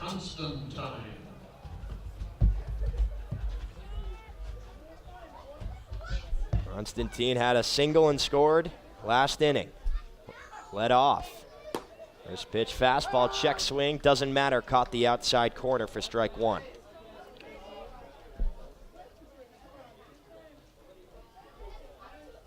Besides that, he's grounded out to Hosey and struck out swinging. Ryder working from the stretch. Here's the 0-1 pitch, breaking ball, chopped, third baseman Hosey gloves it, throws it across the diamond, 1 gone. Big first out there for Ryder. I'll tell you, Hosey guarding the bag at third has paid dividends. The Blue Sox have probably hit a half a dozen ground balls to his spot down the third base line. 25, Freddie. 6 balls hit Hosey's way. That's a good count in your head. Mike, there's 1 down here in the top of the 8th here for Freddie Landers. First pitch, it's a nice breaking ball in there for strike 1. Ryder led the NEC in saves this past spring for the Bulldogs. 0-1 pitch, spiked fastball, 1-1. It was about a 58-footer. I'm surprised it didn't put a divot in the dirt in front of the plate. Yeah, it's probably mid to high 80s, but no chance there for Britton. He's got a very unorthodox delivery, kind of a overhand delivery, and with someone his height and his reach. Sets the glove at the belt. Here's the 1-1 fastball. That one low and outside as well. So 2 balls and 1 strike here to Landers. Landers struck out in the 2nd, grounded out to the shortstop Austin in the 4th, and singled last inning and scored. Trying to do the same here. Battling Ryder, the 2-1 pitch, fastball swung on and missed for strike 2. Similar to Wenger. Ryder gassing it up, challenging the hitters. 7-5, Newport on top of the 8th inning. 1 down, nobody on. Here's the 2-2 pitch, fastball popped up, right side, out of play. So if the score holds up, the Gulls would stay in first place. Talking to President Chuck Paver before the game, he said to me, Mike, June is spring training for us. July and August is when we get serious. Coach Coombs said something similar as the 2-2 breaking balls waved and missed for strike 3. Landers couldn't lay off. It was low and outside, but he went around, and there are 2 gone here in the 8th. What a nice pitch there from Ryder. I'll tell you, that ball hit classic 12-6 curve and totally caught Landers off guard because Ryder's been throwing a lot of heat just straight down the pipe. So 2 up, 2 down. Here's Kyle Schmidt, 0 for 3. Flew out to Mangerman right, grounded out to Austin at short, and struck out swinging his last time up. First pitch from Ryder is a fastball that's in the inside corner for strike 1. Healthy set of lungs for the home plate umpire. Yeah, I'd say so. 0-1, breaking ball in the dirt all the way to the backstop. 1 ball, 1 strike. Sun going down here in Newport, but just a few days after the summer solstice, if you look to the west, you can still see some sky. Outline of the cloud still present as well. Here's the 1-1 high fastball, ball 2. This time of the year, the sunset, I think of the Dan Leo's song, One Summer Night, which you can find on YouTube. I'll have to YouTube that. I'll have to go look that up. Nobody on, 2 down here. Top of the 8th inning, Newport up 7-5. Here's the 2-1 pitch. It's a breaking ball that just misses off the plate. Now 3-1. So Ryder getting 2 quick outs. Now a little bit behind here on Schmidt. Comes to the set. The 3-1. This one flown deep to center field. Tawa going back, but he settles under it, reaches up, and makes the catch for out number 3. So Ryder comes in, gets the Blue Sox down in order in the 8th. We'll head to the bottom of the frame. Newport trying to add. They lead it 7-5 right here on the NECBL Broadcast Network.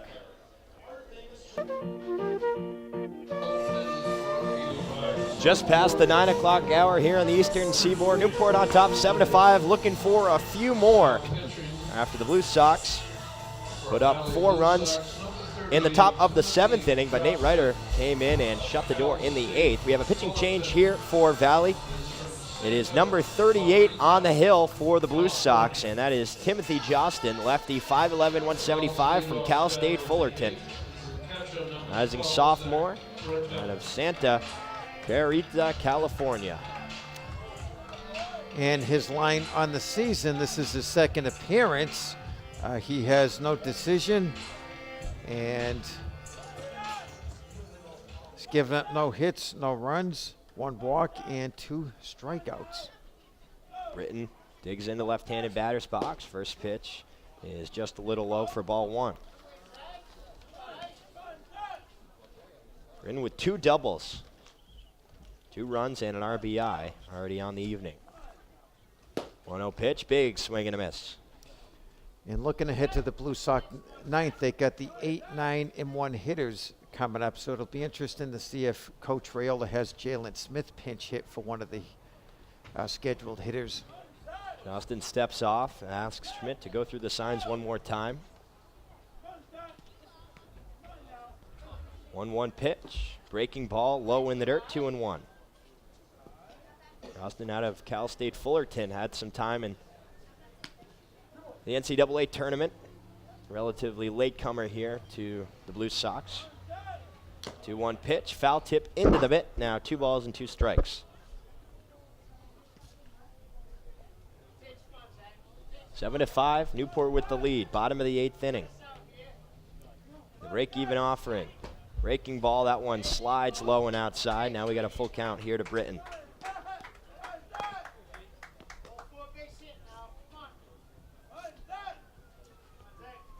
Fans hanging on, wishing for a little bit more insurance.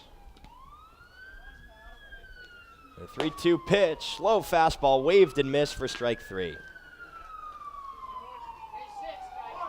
So Jostin goes low with the fastball, and Britton chases his first strikeout of the evening. Dave, like last year, the Blue Sox relief pitching has been very strong. I think they started off a little slow, but Peck-a-late jointy for the Blue Sox, so. Here's Harvey, 3 for 3 with a couple of RBI. First pitch fastball misses low and outside. Newport scored 2 runs in the 2nd, 2 runs in the 4th, 1 run in the 5th, 2 runs in the 6th. Valley with 1 run in the 3rd and 4 runs in the 7th. The 1-0. Hit on the ground. 3rd baseman Landers scoops it up. Strong throw across the diamond, 2 down.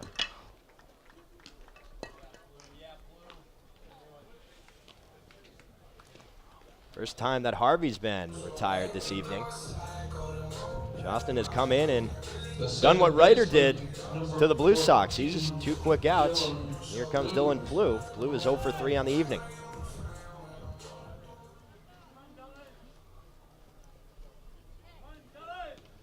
Grounded out to Whiteman at short, struck out looking, and flew out to Marrero in center.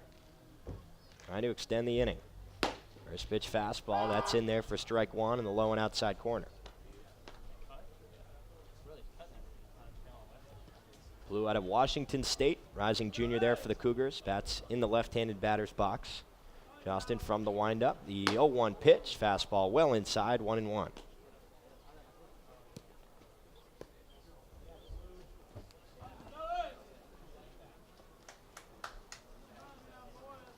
Infielders playing in normal depth.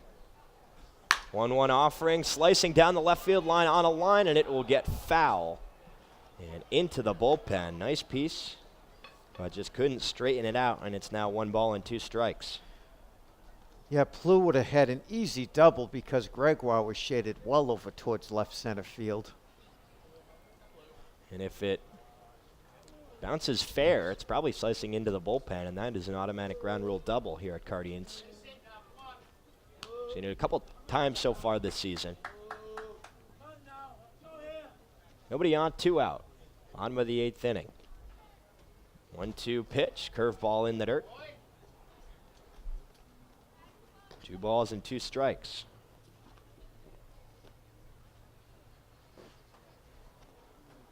Blue batting .286.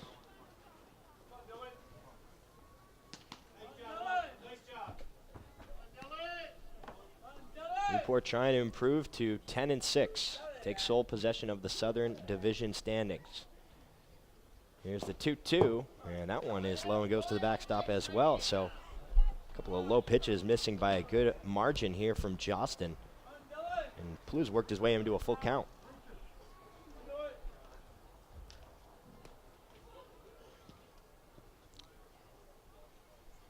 Austin winds and deals. That one hit on the ground. Second baseman Coro scoops it up, fires it to first for out number 3. So Newport goes down 1-2-3 in the bottom of the 8th. We will head to the 9th inning and see if Ryder can shut the door. Do not go anywhere. Newport trying to win this one. Next on the NECBL Broadcast Network.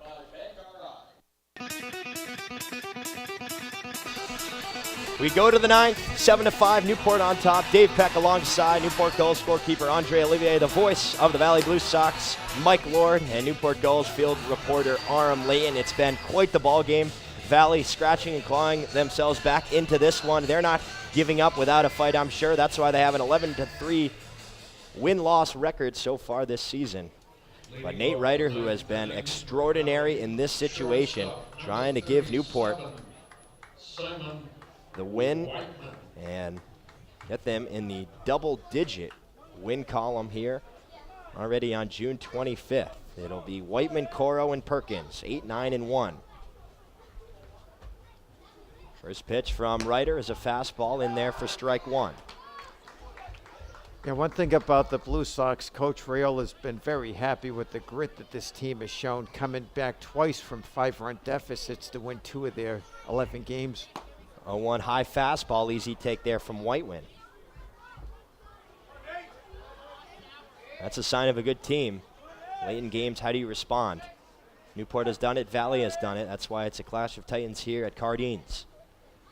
1-1 from Ryder, high fastball, check swing, he went around. That'll move the count to 1-2.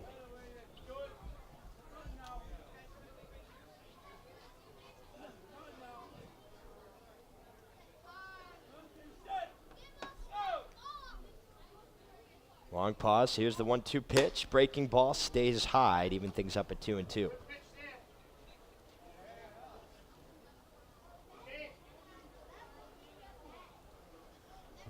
Ryder gets the sign from Britton.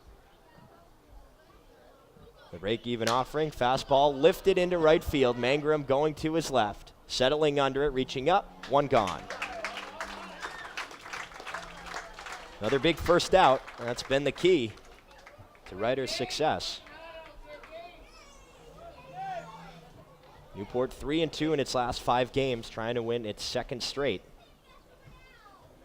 And just as I figured, Jalen Smith is coming up to pinch hit for Jay Coro. So Jalen Smith in the box, bats from the right side. 6 foot 190 out of Kennesaw State University, a rising senior. Yeah. Psychology major at Kennesaw State.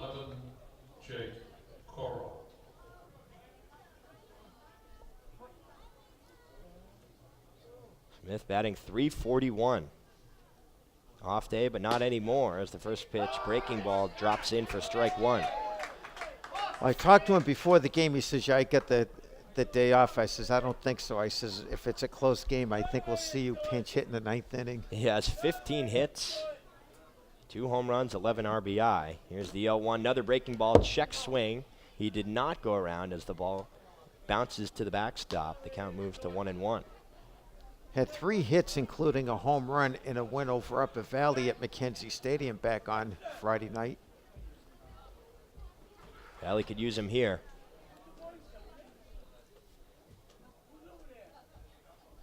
Here's the 1-1 pitch. Dribbler down the first baseline. Harvey scoops it up, touches the bag himself, and there are 2 gone here in the top of the 9th inning. A 3 unassisted, 2 up, 2 down. Ryder trying to pick up his 5th save of the season, his 2nd consecutive 6-out save, and he's just 1 out away. Right fielder, number 21. Ryan Perkins, the leadoff man for the Blue Sox, trying to extend the game. He is 0 for 3 with a couple of RBI and a walk. 7-5, Newport on top. Nobody on, 2 down, top of the 9th inning. First pitch to Perkins is a fastball up for ball 1.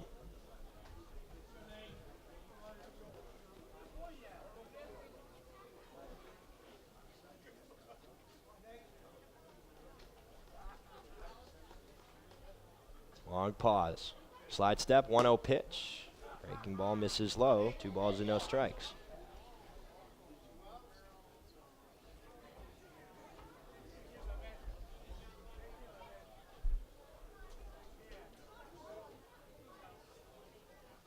Ryder gets the sign. 2-0 pitch. Fastball just a little up, so 3 straight balls here to Perkins.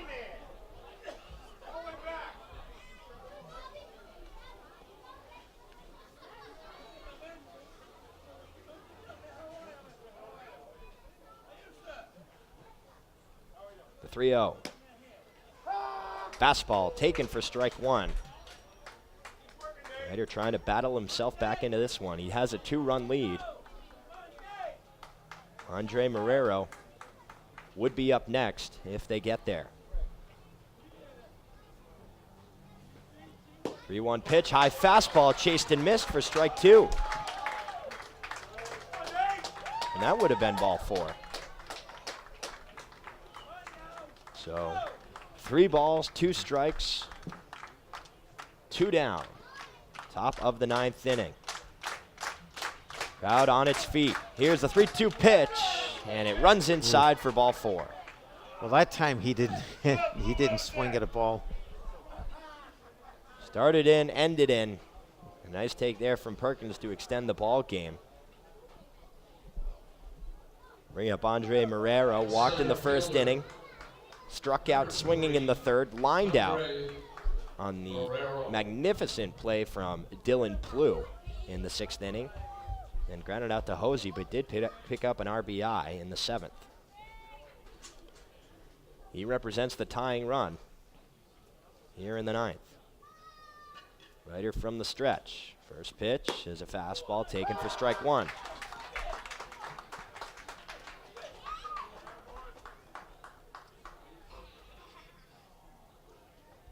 Whiteman flew out to Mangrum to start the inning. Smith grounded out to Harvey. Perkins walked, he stands on first. Here's the 0-1 pitch. Breaking ball, waved and missed for strike 2.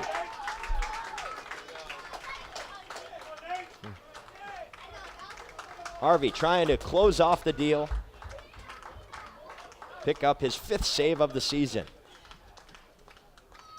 Give Newport a 10-6 record. Crowd on its feet here at Cardines. Here's the 0-2 pitch, and it's a raking ball in there for strike 3. He got him. Gulls win this one. Final score from Cardines Field, Newport 7, Valley 5. Don't go anywhere. We'll have the full post-game report from Cardines Field. The Gulls improved to 10-6 on the season, take sole possession of first place in the Southern Division standings. Valley drops to 11-4. And we will be right back with the full post-game wrap-up after these brief messages right here on the NECBL Broadcast Network. Gulls win. They pick up their 10th win of the season. Final score 7-5. Winning pitcher is David Steele, as he went 6.1 innings, gave up 4 runs off 4 hits, walked 3, and struck out 5. Milbauer added 2/3 of an inning, gave up just 1 run, 2 walks, and a strikeout. But how about Nate Ryder? 5th save of the season, 2 innings, no hits, no runs, 1 walk, and 2 strikeouts. Newport now in first place in the Southern Division. Offensively for the Gulls, led by Logan Harvey. He was 3 for 4 with 3 RBI on the ball game. He had a double and 2 singles. Also, Zach Britton with 2 doubles of his own. Doubles all across the board. There were 6 in the ball game for the Gulls. And Mike, first part of this ball game, very well played. Second part, I would say, very well played as well. There were 2 teams that were playing very good baseball, and they showed that today. And, Credit Valley coming back. It was a 2-run ball game. Nate Ryder just came in and does what he's been doing all season. And I'll tell you, the Gulls did what they do best. That's hammer out doubles and hammer out hits. And it was a little interesting. It got a little dicey for the Gulls pitching and fielding as they committed a rare error in the 7th inning. The shortstop Cole Austin, who was brilliant all game, committed a rare error. And then, of course, it was Milbar that walked home a couple of runs. So, that was probably the only hiccup in the Gulls game. If you were to take that out, they would have played a virtually textbook perfect game. The base running was excellent. Yeah, everything from top to bottom. There were no home runs, but they did it in other ways. They didn't score a lot in 1 inning like they usually do, but they had 2 runs in the 2nd, they had 2 runs in the 4th, 1 run in the 5th, and they added 2 more in the 6th just for insurance. But again, credit to the pitching staff for the Gulls down the stretch, able to come in and shut the door. Milbauer coming into a very tough situation, bases loaded, and all 3 ended up scoring, but he was able to limit the damage from there, because every run ended up mattering in this one. So Newport with the 7-5 win once more. And Mike, the voice of the Valley Blue Sox, always a pleasure, always a lot of fun having you in the booth with Bill Lee and you here, talking about old-time baseball. I learned a lot, I always do, and it's always a pleasure. I can't wait to go up to Mackenzie. I'll tell you what, Dave, you're going to learn more from us than you do your college professors, and we don't talk in your sleep the way the professors do. That's what they say. That's what they say. Thank you so much. Thank you. Have a good trip back. We'll see you soon. For the Thanks, rest Dave. of the post-game report, we will toss it over to Newport Gulls field reporter Aram Layton and Joe DeLeon. Don't go anywhere. So the Gulls are able to hold on 7-5 and secure their 10th win of the season, giving them sole possession of first place in the Southern Division, giving them a half-game lead over the Ocean State Waves. David Steele was the starter. His 4 runs don't tell the entire story, the 4 runs allowed in 6 1/3. He did come out with the bases loaded. Augie Milbauer came in relief, walked in 2 runs that were both charged to Steele. Other than that, Steele was very sharp. 6 1/3, only gave up 4 hits, did surrender the 3 walks, and struck out 5. But it has been the Nathan Ryder show all season long. He's now pitched 11 consecutive scoreless innings and 2 consecutive 2-inning saves. What have you seen, as I'm joined by Joe DeLeon, what have you seen by Nathan Ryder in this closer role? One thing I can say for sure from Ryder is I think he's a really underrated big player for this team. I feel like he kind of goes under the radar as being one of the stronger guys. And he's been consistent. He's been doing a good job. He's got 2 consecutive saves, if I'm correct, and he's really been quick in getting those batters out. Ultimately, he's been pitching 2 innings, which is a lot for a closer for the most part. But like I said, he's been efficient in getting the job done. Well, the thing with the Gulls, the way it's been, is there haven't been a lot of save situations. They've either been winning by a lot or losing by a lot. So the importance of Nathan Ryder hasn't really been the focal point of the things that we've talked about, and that's why I wanted to make it a point to interview him before the game today. As you look at his numbers, he's got to have the best pitching statistics in the league for any reliever. 11 innings, 15 strikeouts, 0 hits, and only 4 runs allowed. Obviously, his ERA is still at 0, which is phenomenal. And I think he has the only scoreless inning streak over 10 innings in the entire NECBL, which is something incredible to hold on to. He's a big presence on the mound, 6'7", 250 pounds, and he just dominates out there. What else did you see from the Gulls offense? They put up 7 runs, as Dave touched on earlier, including 3 hits from Logan Harvey. Logan Harvey continues to drive in runs, 3 RBIs. What have you liked from Logan Harvey at the plate? Well, Logan Harvey, like you said, he's been driving in runs. He's been taking advantage of the opportunities that's been given to him. But another guy that stood out is Tawa, who actually had 3 hits. Kind of don't really recognize him just for the case of Cole ended up getting him out on 2 straight double plays. But Tawa, who's just coming and joining the team now, has also been one of the guys that's been contributing a lot. Well, that's a great point because Tim Tawa, coming from Stanford, a team that made it deep into the postseason in the College World Series, now we're going to send it down to Dave with player of the game, Logan Harvey. Thanks, guys. I'm here with Newport Gulls player of the game, Logan Harvey out of Wake Forest. Logan, 3 for 4, a double, a couple of singles, 3 RBI. Just hot today or what? Yeah, I was seeing the ball well. The guy was throwing a lot of early pitch fastballs and just kind of wanted to do something I could hit with, and he kept giving me balls to hit. Seems like so far this season, when you get 1 RBI, you get at least 3. That was the case at Mystic. It was the case here tonight. A couple of times else this season, you just get hot and then see the ball and everything starts to relax? Yeah, it helps with your confidence. You start early, you start seeing the ball a little better. You feel a little bit better about those swings that you wouldn't normally take if you're not seeing it too well. So, you keep that confidence, and you just got to keep that confidence rolling. Now, when you were taking batting practice today, Red Sox night, Bill Lee was in. Did he throw to you? He did not. I was in Group 2. He threw to Group 1, so I wasn't able to see it, but I got to watch. So. Were there any reports about how he was? He broke a guy's bat. I won't say who to save them the embarrassment, but he jammed a few guys with the fastball and the breaking ball. So he was 2-pitch mix guy. And I believe it was catcher out of Louisville, if I'm not mistaken. I can neither confirm nor deny that. That's good. A true teammate, Logan Harvey, player of the game, 3 for 4, 3 RBI, and a double. We'll send it back to you guys upstairs.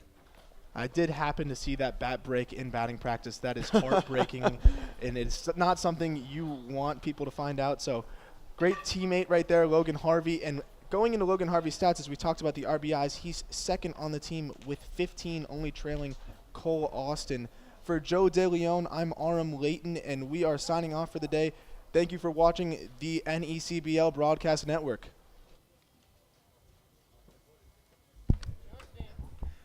Thanks, guys. Once again, your final score here from Cardines Field. Newport 7, Valley 5. The Gulls improve to 10-6 on the season. They take sole possession of the first place spot atop the Southern Division standings. Valley falls to 11-4 on the season. Newport is off tomorrow, but we'll be back at Cardines Field in action on Wednesday night. First pitch 6:35 against the rival New Bedford Bay Sox. For everyone here, a part of the broadcast crew, our executive producer Tom Lima, our producer Shannon Carlson, our audio technician Dan Byford, our on-site engineer Joe DeLeon, our assistant production assistant is Tess Rote. Our statistician is Andre Olivier. Our field reporter is Aram Layton.